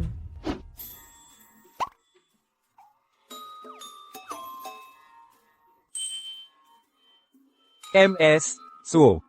Tama ang sinabi ni Chin Tian. Ang mga kabataan. Mahilig talaga silang magpakitang gilas. Marami na siyang magagandang sinabi tungkol sa iyo sa akin. At siya ang paborito kong estudyante. Wala akong dahilan para tumanggi sa kanya. Dr. Hua, salamat, salamat. Pero, isang beses lang dapat ang ganitong klaseng pangyayari. Mula ngayon, huwag mo na siyang tulutang. Gumawa ulit ng ganito. Inay, Inay. anong nangyari? Yuyo, pakiusap, kailangan mong iligtas si Yuyo. Dinukot si Yuyo. Ano? Inay, sabihin mo sa akin ang lahat. Sino ang kumuha kay Yuyo? Hindi ko alam. May grupo ng mga tao na pumasok. Pinatumba nila ako, at kinuha lang si Yuyo. Chintian, kailangan mong gumawa ng paraan. Iligtas mo si Yuyo. Chin Tian, pinatay mo ako. Ang daming tao mula sa pamilya Zhou. Ang pagdukot ko sa anak mo. Hindi naman masyadong mahihingi, di ba? Daddy, halika, iligtas mo ako. Ikaw siguro si Zhu Chengai. Anong gusto mo? Pakawalan mo ang anak ko. Pakawalan ng anak mo? Masyado kang nag-iisip ng simple. Dilat ang mga mata mo at tumingin ka sa paligid. Ito, ang kilalang Azura Auction House. Ha ha ha. Ang daming tao, ang nakatingin sa puso ng anak mo. Ang auction na ito ay malapit nang magsimula. Mas mabuti pang magmadali ka. Kung hindi, kapag natapos na ang auction na ito, kailangan kong biyakin siya. Mami, Daddy, halika, iligtas ninyo ako. Natatakot si Yueyue. Kung hindi ka darating agad, maghihintay ka na lang, nakunin ang bangkay ng anak mo. Ha ha ha ha. Yuyo, apo ko, dapat ayos ka lang. Chintian, kailangan mong iligtas si Yuyo. Inay, Ching Cheng, huwag kang mag-alala. Makakahanap ako ng paraan. Kinshao, tungkol sa Xiulo Auction House, may mga nakuha na tayong impormasyon. Handa na tayong umalis anumang oras. Chintian, sasama ako sa iyo. Ching Cheng, ang Zieluo Auction House ay lubhang mapanganib. Pwede akong pumunta mag-isa. Huwag kang mag-alala. Ligtas kong ibabalik si Yuyo. Hindi. Ako mismo ang dapat magligtas kay Yuyo. Sige, kung gayon, sabay tayong pumunta. Tara na. Sino ang may lakas ng loob na hawakan ng anak ko? Pupulbusin ko ang Zieluo Arena ngayong araw. At ibabalik si Yuyo. Huwag mo akong patayin. Malapit nang dumating ang tatay ko para iligtas ako. Hindi darating ang tatay mo. Sa ilang sandali pa, bubutasan kita. Kukunin ko ang puso, atay, at baga mo, at huhukayin lahat. Bakit ka pa nag-aksaya ng hina sa kanya? Gawin mo na lang. Bilisan mo, umaasa ako, na maagang makuha ang mga organ niya. Bubutasan kita. Bubutasan kita. Huwag magmadali. Narito lang ang mga organ niya. Hindi siya makakalayo. Darating ang tatay ko para iligtas ako. Umiiyak. Umiyak ka hanggang gusto mo. Walang makakapagligtas sa iyo ngayong araw. Zhu Chengai, may lakas ka ng loob na hawakan ng anak ko? Zhu Chengai, huwag mong gagalawin ang anak ko. Yuyo, pakawalan mo ang anak ko. Chin Tian, narito ka rin lang pala. Kung isang segundo ka pang nahuli, patay na ang anak mo. Nanay, tatay, tulungan ninyo ako. Huwag kang matakot, Yuyo. Narito na ang nanay mo para iligtas ka.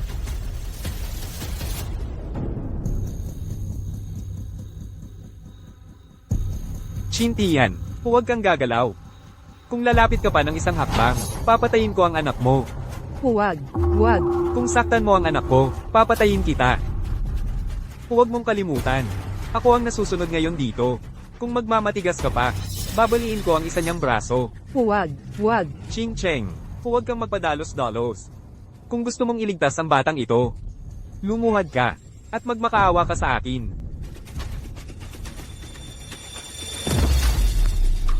Pakiusap, pakawalan mo ang anak ko. Bata lang siya. Sa akin mo ibaling ang galit mo. Chintian, lumuhad ka rin. Magmakaawa ka. Chintian, lumuhad ka at magmakaawa sa kanya. O papatayin niya si Yuyo. Ching Cheng, huwag kang maniwala sa kanya. Kahit lumuhad tayo, hindi niya pakakawalan si Yuyo. Chintian, kilalang kilala mo ako. Kayong tatlo ay mamamatay dito ngayong araw. Kapag dagdagan ko lang ng kaunti ang pressure, Huwag, huwag. mabubutasan siya. Hintayin mo na lang ang bangkay ng anak mo. Tigilan mo.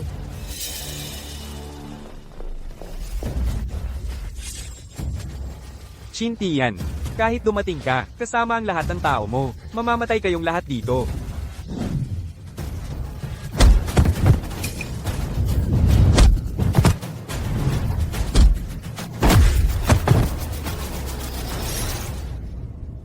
Chintian. Bai Feng. Iwanan mo si Zhu Chengai. Patayin ang lahat ng iba. Naunawaan. Supreme One. Hindi mo ako maaaring patayin. Huwag niyo siyang pakawalan. Ako na ang mag-iinterog sa kanya mamaya. Yuyo, ayos ka lang ba? Nasaktan ka ba? Daddy, natakot si Yue Yue. Nandito na si Daddy. Pinatakbo ng Daddy mo lahat ng masasamang tao. Zhu Chengai. Binibigyan kita ng huling pagkakataon. Kung ayaw mong magsalita, patay ka na. Ang pag-alam sa katotohanan tungkol sa'yo ay dagdag na pagsisikap lang. Pero ang buhay mo, isa lang yan. Sasabihin ko, si Lin Wen ang may pakana. Siya ang nagutos sa akin. Lin Wen. Ang lakas ng loob mo. Chintian. Sinabi ko na ang lahat. Pakiusap, kahabagan mo ako. Bai Feng. Gusto ko ang lahat ng impormasyon mo tungkol kay Lin Wen. Naunawaan. Boss, nakuha na namin ang resulta sa investigasyon kay Lin Wen. Pupunta siya sa isang auction bukas. Ang target niya ay ang lupain ng pamilya Kim. Balak niyang magtayo ng golf course doon para makisama sa mga elite. Kung gusto nating harapin siya, pwedeng pumunta tayo doon bukas. Bai Feng, maghanda ka. Pupunta rin tayo sa auction bukas. Opo, sir.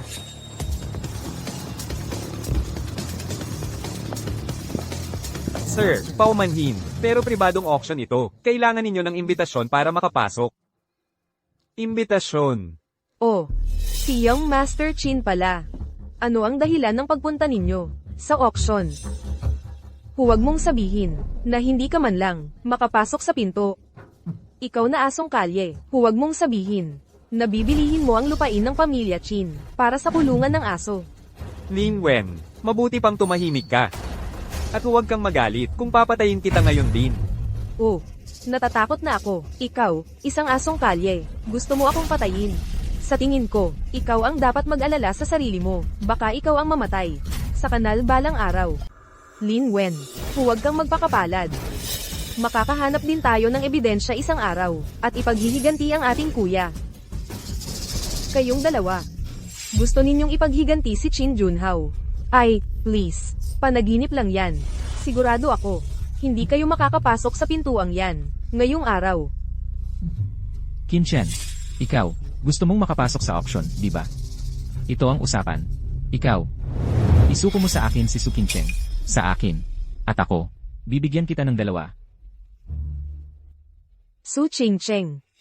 Ang ginoong ito, ay ang anak ni Gobernador Zulong, Zhu Xiangming.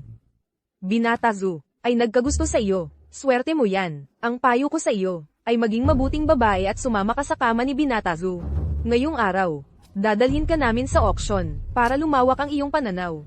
Sa panaginip, mabuti pang mamatay ako, kaysa ipagkanulo si Chin Tian. Tungkol sa mga tiket, hindi mo kailangang mag-alala tungkol dyan. May paraan ako. Kim Chen, huwag kang walang utang na loob kung ikaw ay hindi isusuko sa akin si Su Kim Chen ngayong araw. Hindi ka man lang makakapasok. sa pintuan ng auction house. Bai Feng, kumuha ka ng 2 ticket dito para sa akin. Ngayon, Chin Tian. Akala mo ba ang mga tiket na ito ay madaling makuha? Ang mga tiket para sa auction na ito ay mahigpit na limitado. Ano, akala mo ba makakapasok ka lang sa isang tawag? At makakapasok.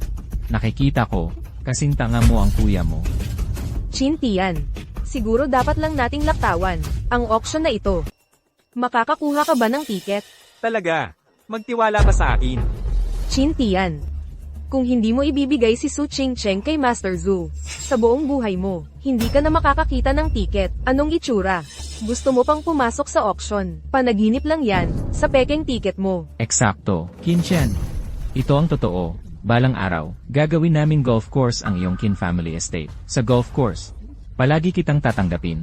Pagkatapos ng lahat, dating tahanan mo rin yan. Hindi mo makukuha ang pagkakataong yan.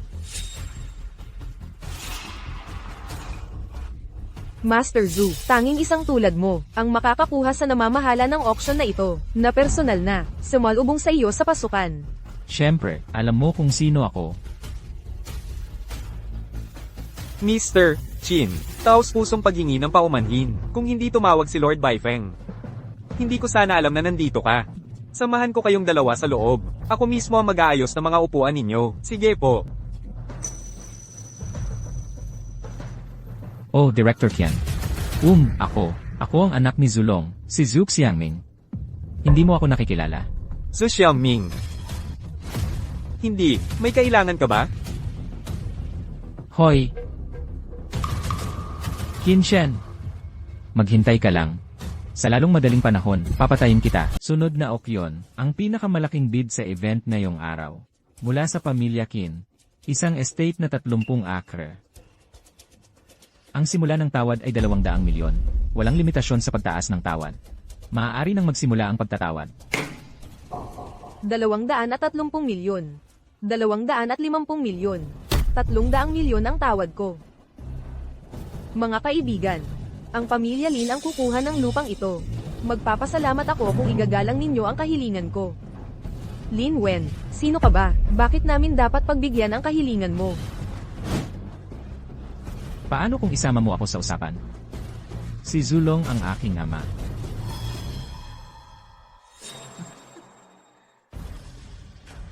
$300 milyon, unang tawag. 300 milyon, pangalawang tawag. Kung wala nang ibang tatawad, mapupunta ang lupang ito kay Miss Lin. 300 milyon at 1 sentimo. Chin Tian, nangangahas kang hamanin ako rito. Hindi mo makukuha ang lupang ito. 400 milyon ang tawad ko. 400 milyon at 1 sentimo ang tawad ko. 500 milyon ang tawad ko. 500 milyon at 1 sentimo. 800 milyon ang tawad ko. Chin Tian, kung may lakas ng loob ka, ituloy mo ang pagtawad. Nasa akin ang buong yaman ng pamilya Chin. Tingnan natin kung magkano talaga ang kaya mong ilabas. 800 milyon at 1 sentimo. Lin Wen, kahit gaano kalaki ang itawad mo, laging 1 sentimo ang itataas ko sa'yo. Ang lupang ito ay akin na. Akin na ang lupang ito. Chin Tian, sinusubukan mo bang magpa-impress sa akin? 800 milyon. Meron ka bang ganoong kalaking pera? Tutol ako. Wala si Chin Tian na 800 milyon. Nandito lang siya para manggulo. Ipinapakita ko na dapat suriin ang kanyang mga ari-arian. Chin Tian, 800 milyon iyon. Saan mo nakuha ang ganoong kalaking pera? Pulubi lang iyan. Saan niya kukunin ang ganoong klaseng pera? Kapag nasuri na ang kanyang mga ari-arian, malalaman na natin ang lahat. Kayong dalawa, maghintay lang kayong mapalayas. Qin-chan, mas mabuti pang pag-isipan mong mabuti ito. Subasta ito, hindi yung bakuran mo. Ang paggulo sa isang subasta. Alam mo ba ang mga kahihinatnan? Ching Cheng, magtiwala ka sa akin. Ano? Ayaw mong suriin ang kanyang mga ari-arian. Maaari ba akong maghinala? Na magkakasabwat kayong lahat, sinusubukang kunin ang lupang ito para sa inyong sarili. Lin Wen, tumigil ka sa pagpapalabas ng kalokohan. Dahil gusto niyang suriin ang mga ari-arian. Hayaan mo siyang gawin ito. Para sumuko na siya. Nagpapanggap. Magpanggap ka pa. Gusto kong makita kung hanggang kailan mo ito mapapanatili. Nakapagplano ka na ba ng iyong ruta ng pagtakas at lahat ng bagay? Kung sinabi mong makakapaglabas siya ng kahit 1 sentimo, baka maniwala pa ako. Pero gusto mo siyang maglabas ng 800 milyon. Hindi ba't pinapatalon mo na lang siya sa gusali? Hahaha. Sige, gagawin natin ang sabi ni Ginoong Chin. Tao. Ginoong Chin, upang matiyak ang patas sa pagbibid sa auction, kailangan naming i-verify ang iyong mga ari-arian.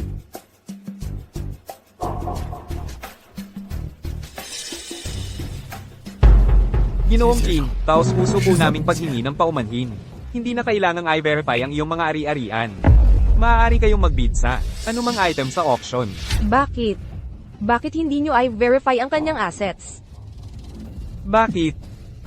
Dahil sa card na ito. Ito ang Supreme Black Card, pinagsamang inisyo ng mga pangunahing bangko. Wala pang 10. Sa buong mundo. Imposible. Paano siya nagkaroon ng Supreme Black Card? Tiyak na hindi sa kanya ang card na ito. 800 milyon lang yan, di ba? Huwag kang magmagaling na parang hindi namin kayang bayaran yan.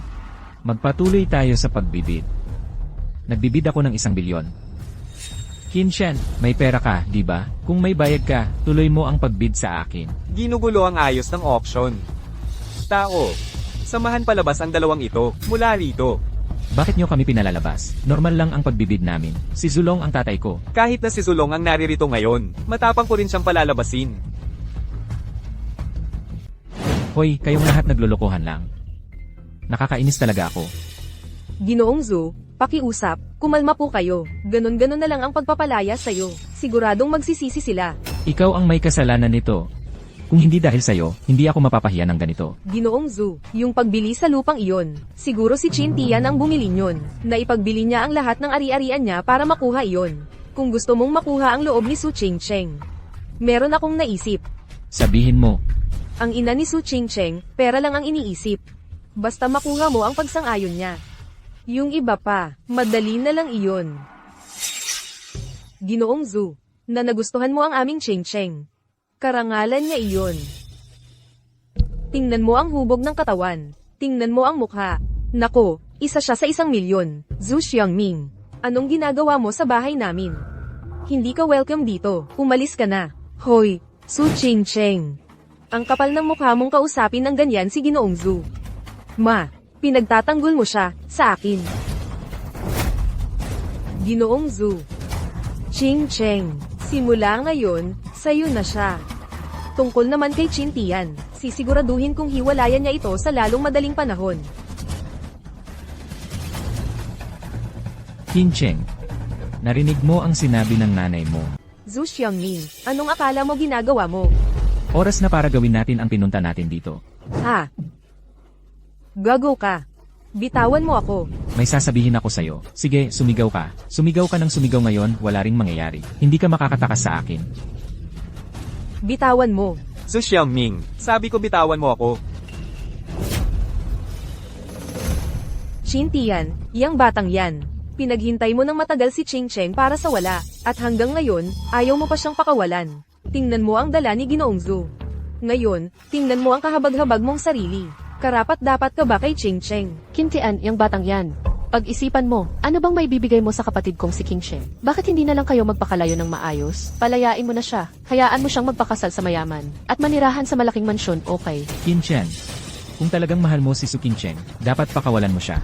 Hindi mo dapat siya pinagdurusang mamuhay ng hirap kasama mo. Kinchen, gusto mo akong makipag-away? Hindi ka pa handa. Balang araw, magiging akin si Su Kincheng, at sisigaw siya sa ilalim ko. Su Xiaoming, kung mahawakan mo man lang si Ching Cheng, papatayin kita. Hoy, kumalma ka. Ginoong Zu, anak siya ni Zulong, ang gobernador ng Dongzhou. Hinampas mo si Ginoong Zu. Gusto mo bang mamatay? Ginoong Zu, ayos ka lang ba? Tingnan mo, halos masira na ang mukha niya. Kinchen, ang lakas ng loob mo. Sa buong Dongzhou, ikaw ang unang nangahas na hampasin ako. Tanga ka, halika rito at humingi ng tawad kay Ginoong Zu. Walang modo, tingnan mo, isipin mo ang lahat ng regalong ibinigay ni Ginoong Zu sa pamilya nating Su. Paano mo siya nahampas? Chin Tian, baka dapat humingi ka na lang ng tawad kay Ginoong Zu. Mali naman talaga ang manakit ng tao. Kintian, nakikinig ka ba? Halika rito, humiling ka ng tawad sa kanya. Karapat-dapat siya dyan. Hindi siya karapat-dapat sa aking paghingi ng tawad. Chin Tian, tanga ka. Kung hindi ka lalapit at hihingi ng tawad kay Ginoong Zhou ngayon din, palalayasin kita sa pamilya. Qin Chen, ngayon, maaaring lumuhod ka at humingi ng tawad sa akin. O kaya, ngayong gabi, ipadala mo ng maayos si Su Qin Chen sa kwarto ko. Kung hindi ka makakalabas sa pintuang iyan ngayong araw. Huwag mong kalimutan. Ang ama ko ang gobernador ng Dongzhou, si Zulong, kayang-kaya kitang wakasan. Para lang akong pumipisa ng langgam. Baka dapat humingi ka na lang ng tawad. Hindi natin siya kayang talunin. Hindi siya karapat-dapat sa aking paghingi ng tawad. Hindi ako karapat-dapat, ha? CJ, tatawag ako ngayon din. Ginoong Zhou, tawagin mo na ang mga tauhan mo. Kailangan natin siyang hulihin. Hindi natin siya pwedeng palampasin ng ganito. May mga taong sobrang yabang. Sa huli, sila rin ang nagigiba at nadadamay pa ang iba. Ginoong Zhou, nakikiusap ako. Maawa ka naman. Palayain mo si Chin Tian. Qin Chen, bigyan mo siya ng pagkakataon, hindi naman imposible. Kung ganon, nakadepende yon sa katapatan ni Binibining Su. Mamayang gabi tayo dalawa, magkwarto. At saka, pwede natin pag-usapan. Ching Cheng, sumunod ka na lang kay Ginoong Zhou. Ayaw mo namang makita, yung munting cute na si Chin Tian, na mamatay sa kalye, di ba? Ate, kung tayo ay makakapit sa mataas na estado ni Ginoong Zhou, ang ating pamilyang Su, ang ating katayuan sa Dongzhou, ay magiging matatag na. Su Xiaoming, ang yabang-yabang mo dito. Alam ba ni Zulong? Qin Chen, anong karapatan mo na tawagin sa pangalan ng tatay ko? Sawa ka na ba sa buhay? Zulong, halika rito at ayusin mo ang kalat mo. Chin Tian, pwedeng tumigil ka ng magbigay ng problema sa akin. Chin Tian, kanina ba, kausap mo sa telepono si Panginoong Zulong? Kung magpapanggap ka, gawin mo ng kapanipaniwala. Hoy, ikaw, tinawag mo si Zulong para disiplinahin ang sarili niyang anak, si Ginoong Zhou. Qin Chen, sa tingin ko, hindi ka lang kahabag-habag. May sira ka rin sa ulo. Ang tatay ko ang gobernador ng Dongzhou. Si Zulong, paano niya makikilala ang isang kahabag-habag na tulad mo? Su Qin Chen, may sasabihin ako sa'yo, dapat kang mamili, kahit konting pagkaantala lang. Hindi ko siya patatawarin. Ching Cheng, magtiwala ka sa akin. Tatay, tamang-tama ang dating mo. Tulungan mo akong turuan siya ng leksyon. Eto, tong lalaking to, sinusubukan niyang agawin ang babae ko. Naghahanap siya ng kamatayan. Ikaw, anak ko, gusto mo bang ipahamak ako? Tatay, bakit mo ako hinahampas? Lumuhad ka. Lenny, naririnig mo ba ako? Ang tatay ko, ang nag-utos na lumuhod ka sa harap ko. Lumuhad sa harap mo. Hindi ka karapat-dapat. Ikaw, anak ko. Lumuhad ka, sabi ko. Bakit? Bakit ako dapat lumuhod? Ngayon, kung hindi ka luluhod, at hihingi ng tawad kay Jichin, babaliin ko ang mga binti mo. Jichin, taos puso akong humihingi ng paumanhin. Bata pa at hanggal ang anak ko. Nasaktan ka niya, sana'y mapatawad mo siya. Zulong, talagang napalaki mo ng maayos ang iyong anak. Ginoong Chin, kasalanan ko, hindi ko siya naiturong mabuti. Nabigo akong turuan ng maayos ang aking anak. Naghihintay ako ng iyong parusa. Mabuti. Tumayo ka. Ay, hindi ako maglakas loob. Ngayon, bilang paggalang sa iyo, pahihintulutan ko siya sa pagkakataong ito. Umuwi ka at turuan mong mabuti ang iyong walang utang na loob na anak. Huwag mo siyang hayaan na makipag-ugnayan sa taong iyon na si Lin Wen. Kung maglakas loob siyang muling magkasala, mamamatay siya. Salamat, Ginoong Chin. Maasahan mo, papag-isipin ko itong mapaghimagsik na anak sa kanyang mga pagkakamali sa bahay. Hindi siya papayagang lumabas para muling magdulot ng gulo. Umalis na tayo. Umalis ka na. Qin Chen, Ang inyong kamahalan, ayon sa aming investigasyon, ang pagpunta ni Zhu Xiangming sa auction sa pagkakataong ito ay talagang utos ni Lin Wen. Ayon sa iyong utos, lahat ng puwersa ni Lin Wen ay nasa ilalim ng aming pagmamatsyag. Ano sa palagay mo? Dapat ba nating samantalahin ito para dakpin silang lahat? Hindi dapat palampasin ang pagkakataon. Bai Feng, ipamahagi ng malawakan ang mga imbitasyon. Palitan ng handaan sa ngayong gabi. Hindi na ako makapaghintay. Dapat kong personal na patayin ang aking kaaway. Ibigay mo na lang ang mga imbitasyon. Kayong mga dukha, gusto niyo pang dumalo sa handaan ng pagbabalik ng kanyang kamahalan? Karapat-dapat ba kayo ang pagbibigay sa inyo ng mga imbitasyong ito? Ibalik mo ang imbitasyon ni nanay. Ikaw na maliit na babae. Ang kapal ng mukha mong kunin ang akin. Gusto mo bang mamatay? Alam mo ba, papatayin kita ngayon din. Suruyan, anong ginagawa mo? Bata pa si Yuyu. Bakit kailangan mong maging masyadong mahigpit sa kanya? Ibalik mo sa amin ang imbitasyon. Su Qingcheng. Anong silbi sa'yo ng isang imbitasyon? Si Ruyan ang makikipagkita sa kataas-taasan. Malay mo, baka makuha pa niya ang pabor ng kataas-taasan. Pagkatapos, ang aming pamilyang Su ay agad na angat sa tuktok. Kung ikaw ang pupunta, sayang lang, pamilya. Ang 3 imbitasyong ito ay sa amin. Nandito ka para agawin ang mga ito. Hindi tama yan. Matandang bruha. Anong karapatan mo para dumalo sa handaan? HMP. Anong dahilan mo para pumunta sa handaan? Para mapahiya ka lang, para magkagulo. Ang mga katulad mo, na dumadalo sa handaan, ay magdudulot lang ng kahihiyan sa kataas-taasan. Nanay, ayos ka lang ba? Ayos lang ako, Qingcheng. Han Liwan. Sa amin talaga ang mga imbitasyon. Hindi lang pumunta sa aming bahay para nakawin ang mga ito. Ginamit mo pa ang dahas. Tumahimik ka. Isa kang miyembro ng pamilya Su, pero hindi ka nagtatrabaho para sa kapakanan nito. Sa halip, pinag-aalinlangan mo kami. Naghahanap ka ng bagbog. Nagpunta si Ruyan para makipagkita sa kagalang-galang. Makakakuha siya ng benepisyo para sa atin. Ibinigay niya ito sa iyo. At nakatayo ka lang doon at nanunood. Ano ba ang silbi mo? Lola, bakit mo pa sinasayang ang hininga mo sa mga taong ito? Ngayong nakuha na natin ang imbitasyon, umalis na tayo, maaga tayong makarating sa handaan, at mas maaga nating makita ang kagalang-galang. Sa lahat ng mga taong ito, pinalaki natin ang isang walang utang na loob. Umalis na tayo. Tumigil ka dyan. Sinabi ko bang pwede kayong umalis? Tatay, ninakaw nila ang imbitasyon natin. Ano kung ninakaw nila? Ano ang gagawin mo tungkol dito? Napakapet ni. Umalis na tayo, Lola. Huwag mo nang pansinin ang mga ito. Isuko ang imbitasyon. Pumunta at humingi ng tawad kay Qingcheng at sa iba, o hindi ka makakalabas dito kahit isang hakbang. Ano? Hindi ko ibibigay. Ano ang gagawin mo tungkol dito? Susubukan mo bang kunin ito sa pamamagitan ng lakas? Palaka, gusto mo pa rin pumunta sa handaan ng pagbabalik ng kagalang-galang. Sa tingin mo karapat-dapat ka? Panaginip lang iyan. Walang utang na loob. Ang pamilya Su, ang nagpalaki sa anak mo ng napakatagal. At ngayon, gusto mo lang kunin ang ilang imbitasyon. Wala na bang hustisya sa mundong ito? Makinig ka. Ngayon, hindi lang ang mga imbitasyon ang kailangan mong ibigay sa amin. Pati ang bahay na ito ay dapat mong ibigay sa pamilya Su para bayaran kami sa lahat ng taon na inalagaan namin ang asawa mo para sa iyo. Qin Tian. Huwag na lang. Ang mga imbitasyong ito ay wala namang silbi sa atin. Hayaan mo na sila. Hoy, narinig mo ba yon? Si Su Qingcheng, yung babae, ay nagsabi na ayaw niya ng mga yon. Anong karapatan mo para kunin ang mga yon? Ang mga imbitasyong ito ay para kay Su Qingcheng. Ano nang kinalaman mo? Qin Tian. Ikaw, lalaki, bakit ka ganyan tumingin sa amin? Hindi mo naman kami sasaktan, di ba? Isang lalaki na may lakas ng loob mag-isip pero walang lakas ng loob gawin. Pioneer. Huwag na tayong makipagtalo sa kanila, isang party lang yan, hindi na lang tayo pupunta. Bakit ka pa mag-aaksaya ng lakas sa mga taong katulad nila? Nanay. Qingcheng. Susundin namin ang gusto mo. Hindi na kami makikipag-away sa kanila. Mamaya, papadala ko ng mas maraming imbitasyon. Ituring na lang natin itong limos para sa kanila. Qin Tian, gago ka, mag-ingat ka sa pagsasalita, anong ibig mong sabihin sa limos? Qingcheng, hindi mo naman talaga iniisip na ang mga imbitasyong ito ay basta-basta na lang tumutubo sa puno, di ba? At talagang sinabi mo na makakakuha ka ng magpapadala ng ilan. Gusto mo lang yan. Ang isang tulad niya ay makakakuha ng mga VIP invitation.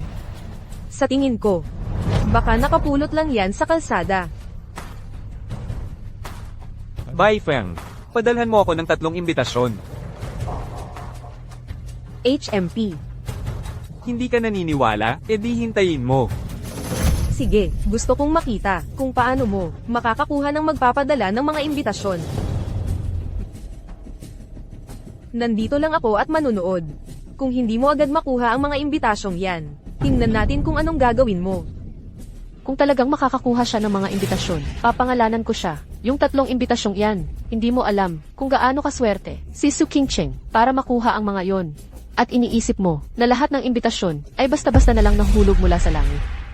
Naniniwala ako kay Tian. Dahil naglakas loob siyang mangako, tiyak na may magpapadala ng mga imbitasyon. Tapos na ang pamilya Qin. Ang isang lalaking tulad niya ay makakahanap ng magpapadala ng mga imbitasyon. Masyado kang nagpapantasya. Qin Tian, Pagkatapos ng lahat ng mga taong ito, hindi ko inakala na ikaw ay mananatiling ganyan ka-idealista. Kung alam ko lang na magiging ganito ka, kahit anong mangyari, hindi ko hahayaang si Ching Cheng ay pakasalan ka. Ching Cheng, ang pagsama sa isang lalaking tulad nito ay walang kinabukasan. Ang tamang gawin ay hiwalayan mo siya sa lalong madaling panahon. Hinding-hindi ako makikipaghiwalay kay Chintian. Naniniwala ako kay Chintian. Dahil sinabi niyang makukuha niya ang imbitasyon. Tiyak na makukuha niya iyon. Binatang Ginoong Qin, ang imbitasyong hiniling mo. Magpanggap ka lang. Ang imbitasyon sa pagbabalik ng kataas-taasan, hindi ganoon kadaling makuha. Maghanap lang ng kung sinong tao para magdala ng ilang pirasong papel at tawagin itong imbitasyon. Ano ang tingin mo sa amin, Su Ching Cheng? Ano ang mapapala mo sa pagsunod sa isang loko-lokong tulad niya? Ano ang mapapala mo sa pagsunod sa kanya? Hiwalayan mo na siya agad. Ang pag-aasawa sa mayamang pamilya, ang tamang landas. Kapag narinig kong, magbanggit ka pa ng isa pang masamang salita tungkol kay Binatang Ginoong Qin, pagsisisihan mo iyan, hahampasin mo ako, kahit patayin kita. Ano naman? Sa ilang peking imbitasyon, magpapanggap kayong mga tauhan ng kataas-taasan, at ngayon, mananakot ka na papatayin kami? Hintayin mo lang. Kapag nakita namin ang kataas-taasan, kayo ang una naming ire-report, ipapakulong namin kayong dalawa. Umalis kayo. Ayokong makita kayo rito. Umalis kayo dyan. Aba, dinala mo pa ang buong pamilya. Ang kapal ng mukha mong humarap dito. Gumagamit pa ng peking imbitasyon para makapasok. Hindi ka ba natatakot na mapatalsik ka? HMPH, nakakasira talaga ng paningin ang mga taong ito. Kung alam lang naming darating sila ngayon, dapat mas huli na lang kami dumating. Lola, Maria, Royan, kailangan ba talagang ganito kayo kabastos sa pamilya namin? Kayo ang kumuha ng imbitasyon namin. Tapos kayo pa ngayon ang nagbubulaan. Hindi ba kayo natatakot na tamaan ng kidlat? Tumahimik ka. Nakuha namin ng maayos ang mga imbitasyong ito. Bakit hindi kami dapat pumasok? Walang utang na loob na anak. Ang lakas ng loob mong magsalita sa amin ng ganyan. Hindi na dapat kita pinanganak noon pa.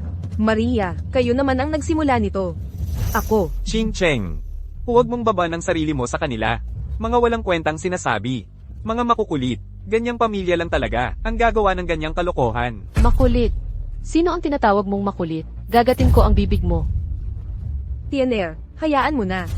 Huwag mo nang baban ang sarili mo sa kanila. Pasok na lang tayo sa loob. Wook Wilan. Hindi mo naman talaga iniisip na makakapasok ang anak mo, di ba? Hindi niya alam kung saan niya nakalap ang mga walang kwentang papel na yan para lokohin ka at naniniwala ka pa talaga.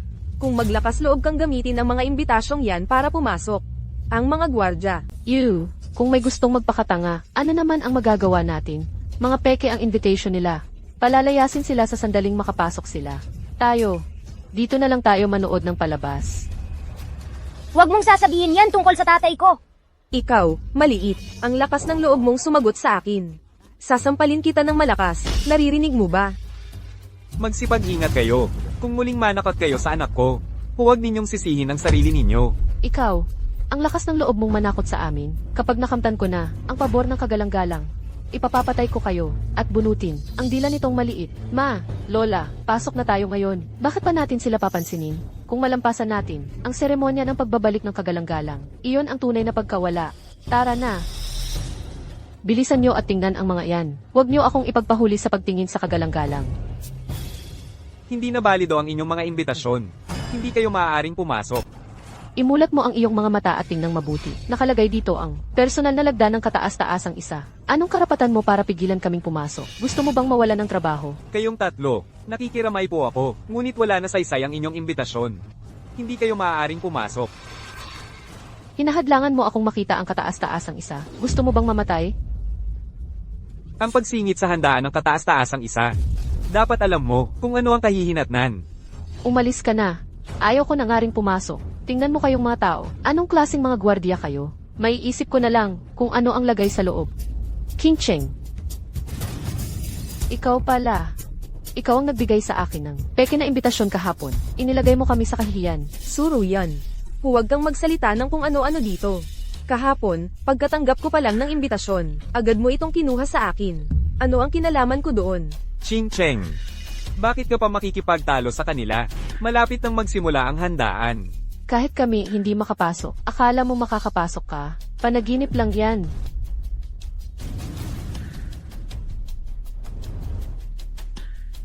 Hoy. Hoy.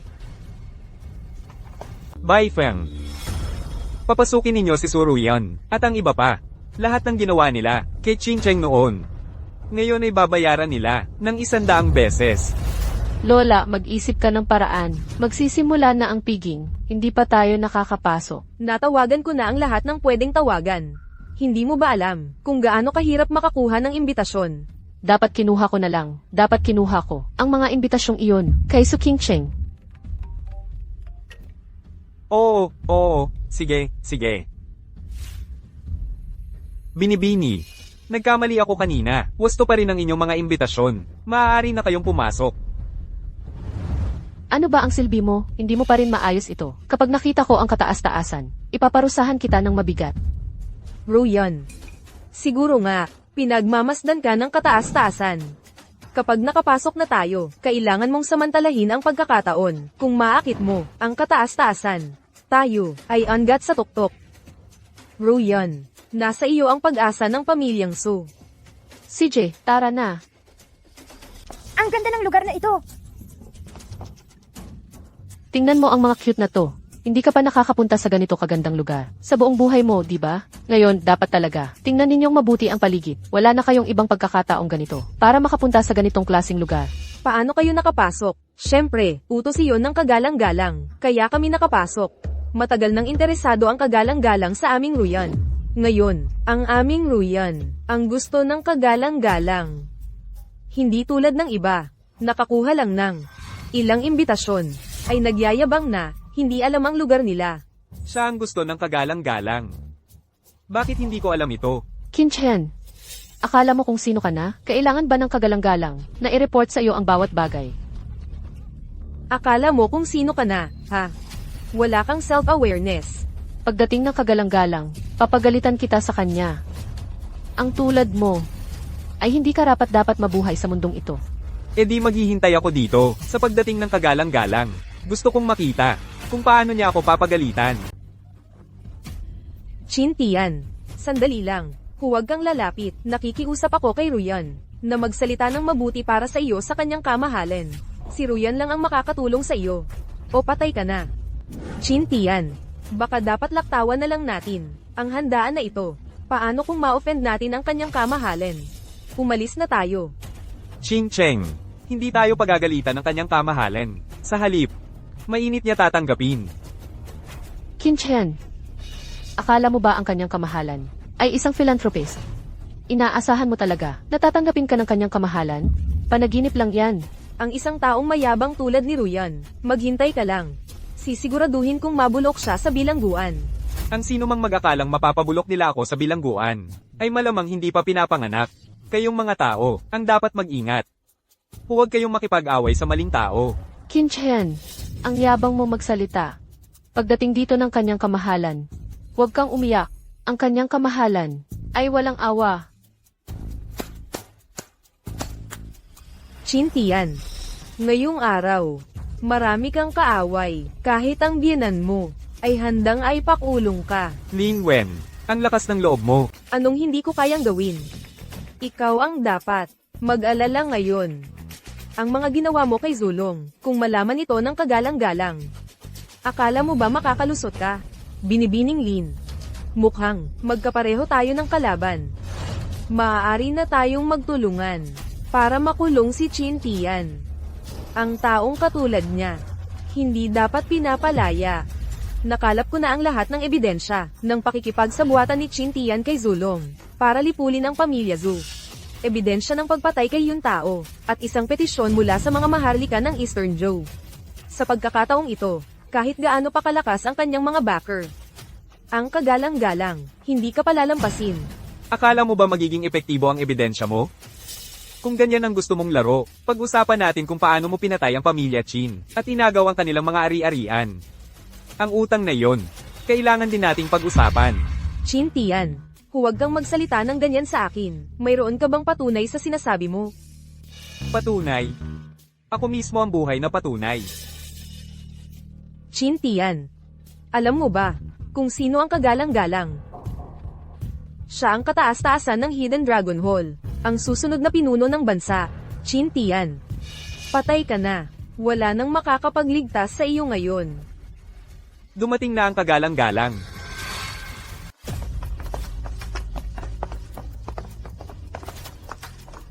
Tahimik lahat. Ngayon ang salo-salo para ipagdiwang ang pagbabalik ng kagalang-galang. May masasarap na pagkain din kaming inihanda para sa inyong lahat. Magsaya kayo. Narito kami para makita ang kagalang-galang. Hindi ikaw. Palabasin niyo na siya ngayon din. Eksakto. Narito kami para makita ang kagalang-galang. Kailan ba darating ang kagalang-galang? Hindi naman kayo makakaasa na maghihintay lang kami dito magpakailanman. Katahimikan. Ang kagalang-galang ay isang mapagpakumbabang tao. Lalabas siya kapag nais niya. At saka, walang sinuman ang dapat maghasik ng gulo dito. Kung hindi, huwag niyong sisihin kung magiging bastos ako. Huwag kang mag-alala, Lord Baifeng. Walang maghahasik ng gulo dito. Naghihintay ako sa kanya para magkaroon ng katarungan para sa akin. Ito ay regalo para sa kagalang-galang, isang pinakamataas na uri ng Imperial Jade. Pakipasa mo ito sa kanya. Basta po kayo, mahal na kagalang-galang, ay tutulong sa akin na parusahan ang mga masasama. Kaya kung ialok ang mas higit pa rito. Panginoong Baifeng, ito po ang inihanda ko para sa inyo. Isang ginseng na 100 taon na ang tanda. Naghandog din po ako para sa inyo, ng isang florera na yari sa puting jade. Lola, napa-excite kami ng husto. Nakalimutan naming magdala ng regalo. Ano na ang gagawin natin? Ruyan, nagsasayang ka ng salita. Ang mahal na kagalang-galang ay palihim na nagmamasid sa iyo.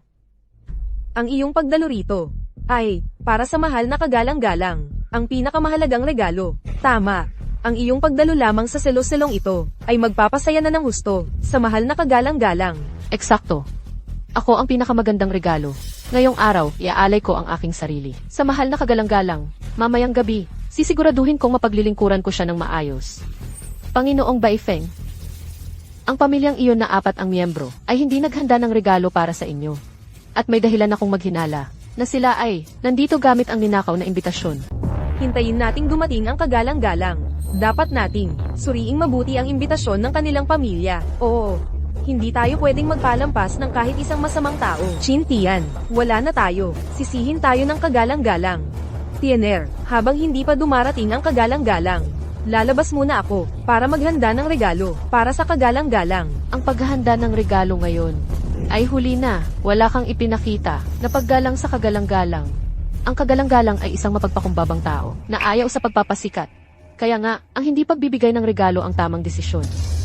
Sino mang magbigay ng regalo ngayong araw na ito, ay nagpapahiwati na ang kagalang-galang ay marangya at tiwali. Ito ay isang paghamak sa kagalang-galang.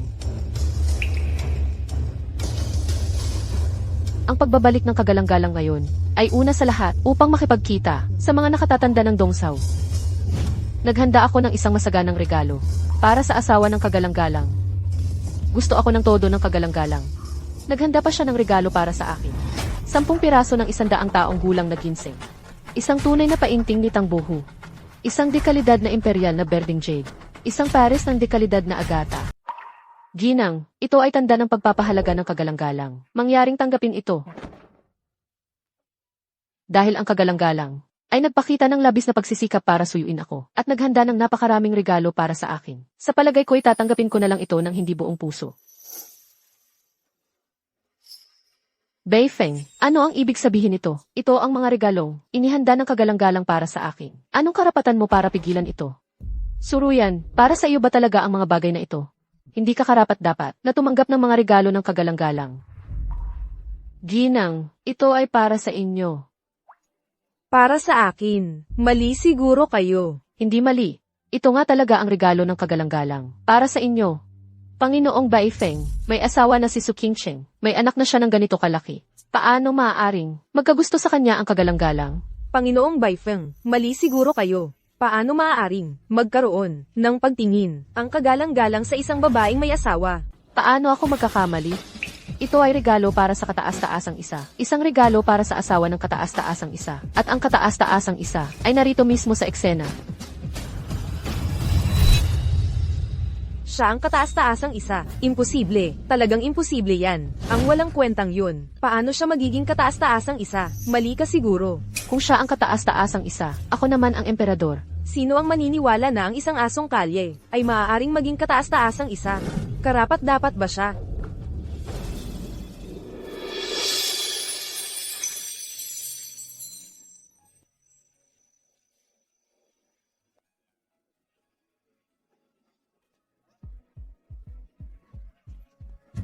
Shintian, hayop ka, bumaba ka dyan ngayon din. Doon ka ba dapat tumayo? Kung gusto mong mamatay, huwag mong idamay ang anak ko.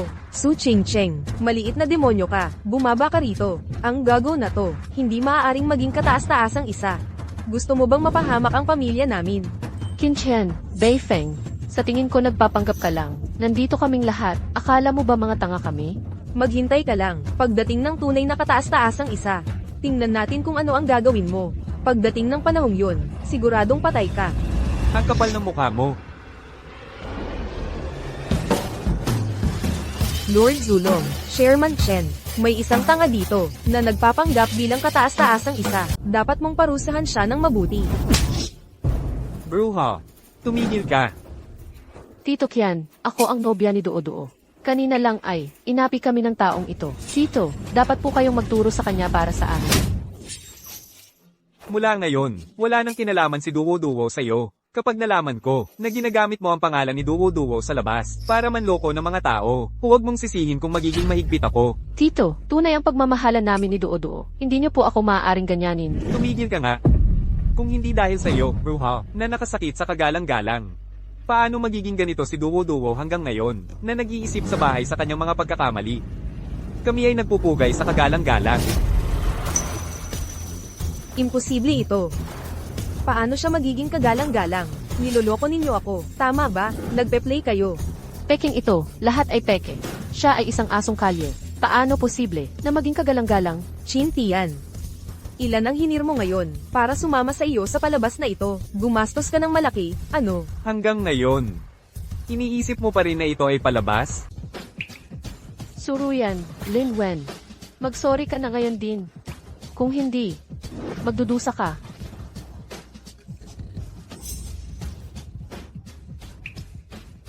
Chintian. Totoo ang sinasabi nila. Ikaw ang kataas-taasan. Oo, lahat yon ay totoo. Dahil sa ilang espesyal na pangyayari noon. Hindi ko masabi sa iyo ang totoo. Kailangan kong itago muna ito sa iyo. Pero ngayon, naayos na ang lahat. Wala nang dapat ikabahala. Chintian, anak. Naging tanga ako noon, kaya ko nagawa ang mga kalokohang yun. Pakiusap, huwag mo akong pagtaniman ng galit. Nakikiusap ako, patawarin mo ako. Pakiusap, kausapin mo ang bayaw ko para sa akin. Makiusap ka na pakawalan niya ako. Ngayon ka lang nagmamakaawa, nang paalisin niyo si Ching Cheng. Sa kumpanya, naisip mo ba na darating ang araw na ito? Ngayon mo lang na-realize na nagkamali ka? Huli na. Chintian, wala kang konsensya. Ang aming pamilyang Su ay hindi naman nagmaltrato sa'yo.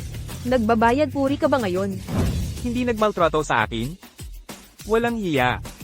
Bye, Feng. Sa loob ng 3 araw, ayaw kong makakita ng kahit sinong miyembro ng pamilyang So sa Dongzhou. Ayaw kong makita muli ang sino man sa pamilyang So sa Dongzhou. Nauunawaan po. Dalhin ninyo sila. Bitawan ninyo ako.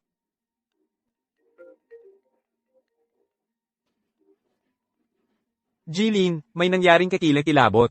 Na-freeze na ang lahat ng account ng kumpanya. Jilin, sinirado na ang kumpanya. Walang pinapapasok o pinapalabas. Tapos na. Ganap ng tapos. Lin Wen. Pinatay mo ang kapatid ko. Pinatay mo ang lolo ko. Ngayon, pagtutuusin natin ito. Chintian. Hindi ko inakalang ikaw pala ang kataas-taasan. Mukhang minaliit kita, noong una kang bumalik sa Dongzhou. Dapat pinatay na kita, hindi sana umabot sa ganito ang mga bagay. Sayang. Walang gamot sa pagsisisi sa mundong ito. Mga gwardya, dalhin ninyo siya. Bitawan mo ako. Qin Chen, bitawan mo ako.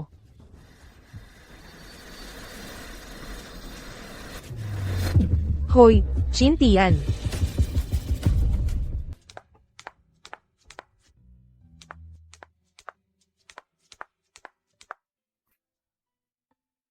Chintian, kumusta ang pakiramdam mo? May nasugatan ka ba? Anong nangyari sa akin? Nahimatay ka sa salo-salo. Lahat kami ay nabahala, kaya dinala ka namin sa ospital. Tiener, ayos ka lang ba? Tatawagan ba natin ang doktor? Nanay. Ayos lang ako. Huwag na nating istorbohin ang doktor. Ayon sa doktor, dahil daw sa lumang sugat mo na sumiklab, kaya ka bumagsak. Pero okay lang.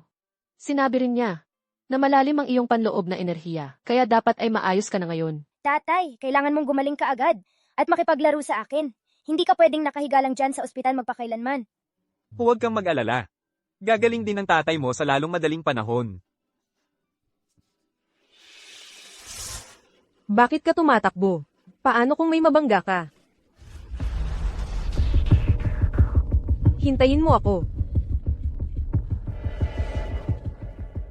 Chintian. Anong ginagawa mo dito? Sinadya mo bang pumunta dito para pagtawanan kami? Mga manugang. Paano mo nasasabing ganoon? Pamilya tayong lahat. Bakit namin kayo pagtatawanan? Anong nangyari sa inyong lahat? HMP.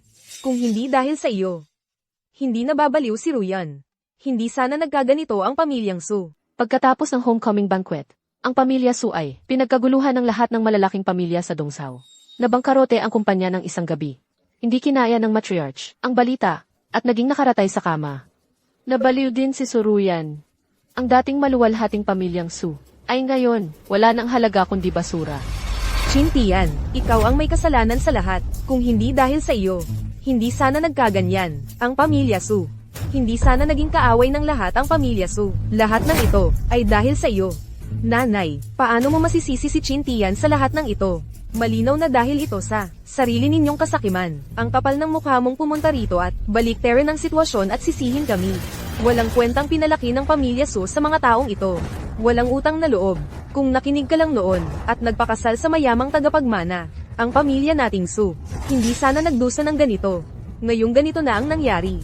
Ikaw ang dapat sisihin. Ikaw, papatayin kita. Ikaw ang dapat sisihin. Papatayin kita. Papatayin kita.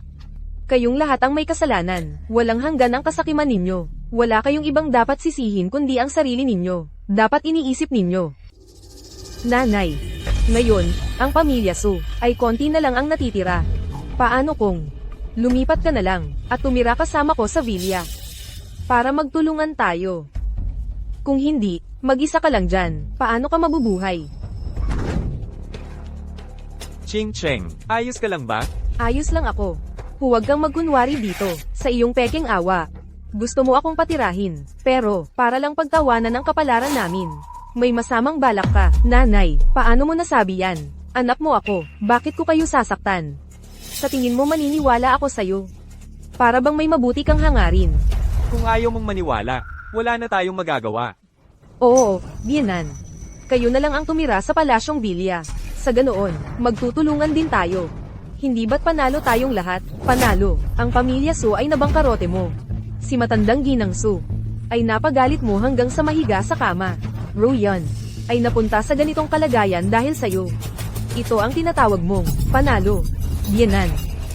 Walang may gustong mangyari ito. Ang bagay na ito, kalimutan mo na lang. Talagang gusto naming tulungan kayo. Chintian. Ang pamilya Su ay napunta sa ganito. Kasalanan mo lahat ito. Hindi ko ito makakalimutan habang buhay. Ang laging itinutulak si Chintian, nang paulit-ulit. Pinatawad na nga kayo. Bakit pa ninyo siya itinutulak ng ganito? Kasalanan mo lahat ito. Ako, papatayin kita. Papatayin kita. Ruyan. Hindi ako aalis.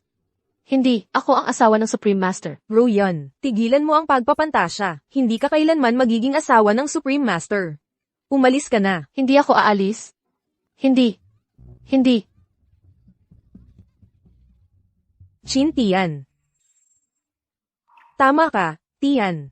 Kahit na marami na siyang problema sa atin noon, biyanan mo pa rin siya. Dapat tulungan natin sila kung kaya natin. Hindi natin pwedeng panoorin lang na magwakas sila ng ganito. Kahit gusto natin silang tulungan. Hindi sila papayag na tanggapin ang tulong natin. Kung hindi, hindi nila tayo tatanggihan kanina. Matigas lang ang ulo ng nanay ko. Kung lantaran natin silang tutulungan, hindi talaga papayag yan. Nawalan na ng isip ang isa sa kanila, at ang isa naman ay walang trabaho. Spoiled silang dalawa noon, kung hindi natin sila tutulungan. Paano sila mabubuhay? Huwag kang mag-alala, makakahanap ako ng paraan para matulungan sila. Basta hindi lang nila dapat malaman na tayo ang tumutulong sa kanila sa likod. Salamat, Chintian. Pamilya tayo, hindi na kailangang maging formal. Bai Feng, sa'yo ko naiiwan ang bagay na ito. Subukan mong hanapan si Ruyan ng pinakamagandang ospital para sa follow-up. Naiintindihan ko. Gagawin ko ito kaagad. Tandaan mo, dapat hindi nila malaman kailanman na tayo ang tumutulong sa kanila. Kung hindi, hindi nila ito tatanggapin. Maaari pa itong mag-backfire. Opo.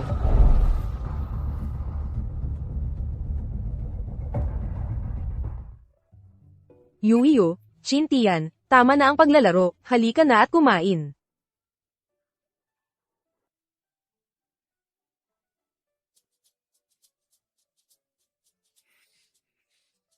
Salamat, Dad.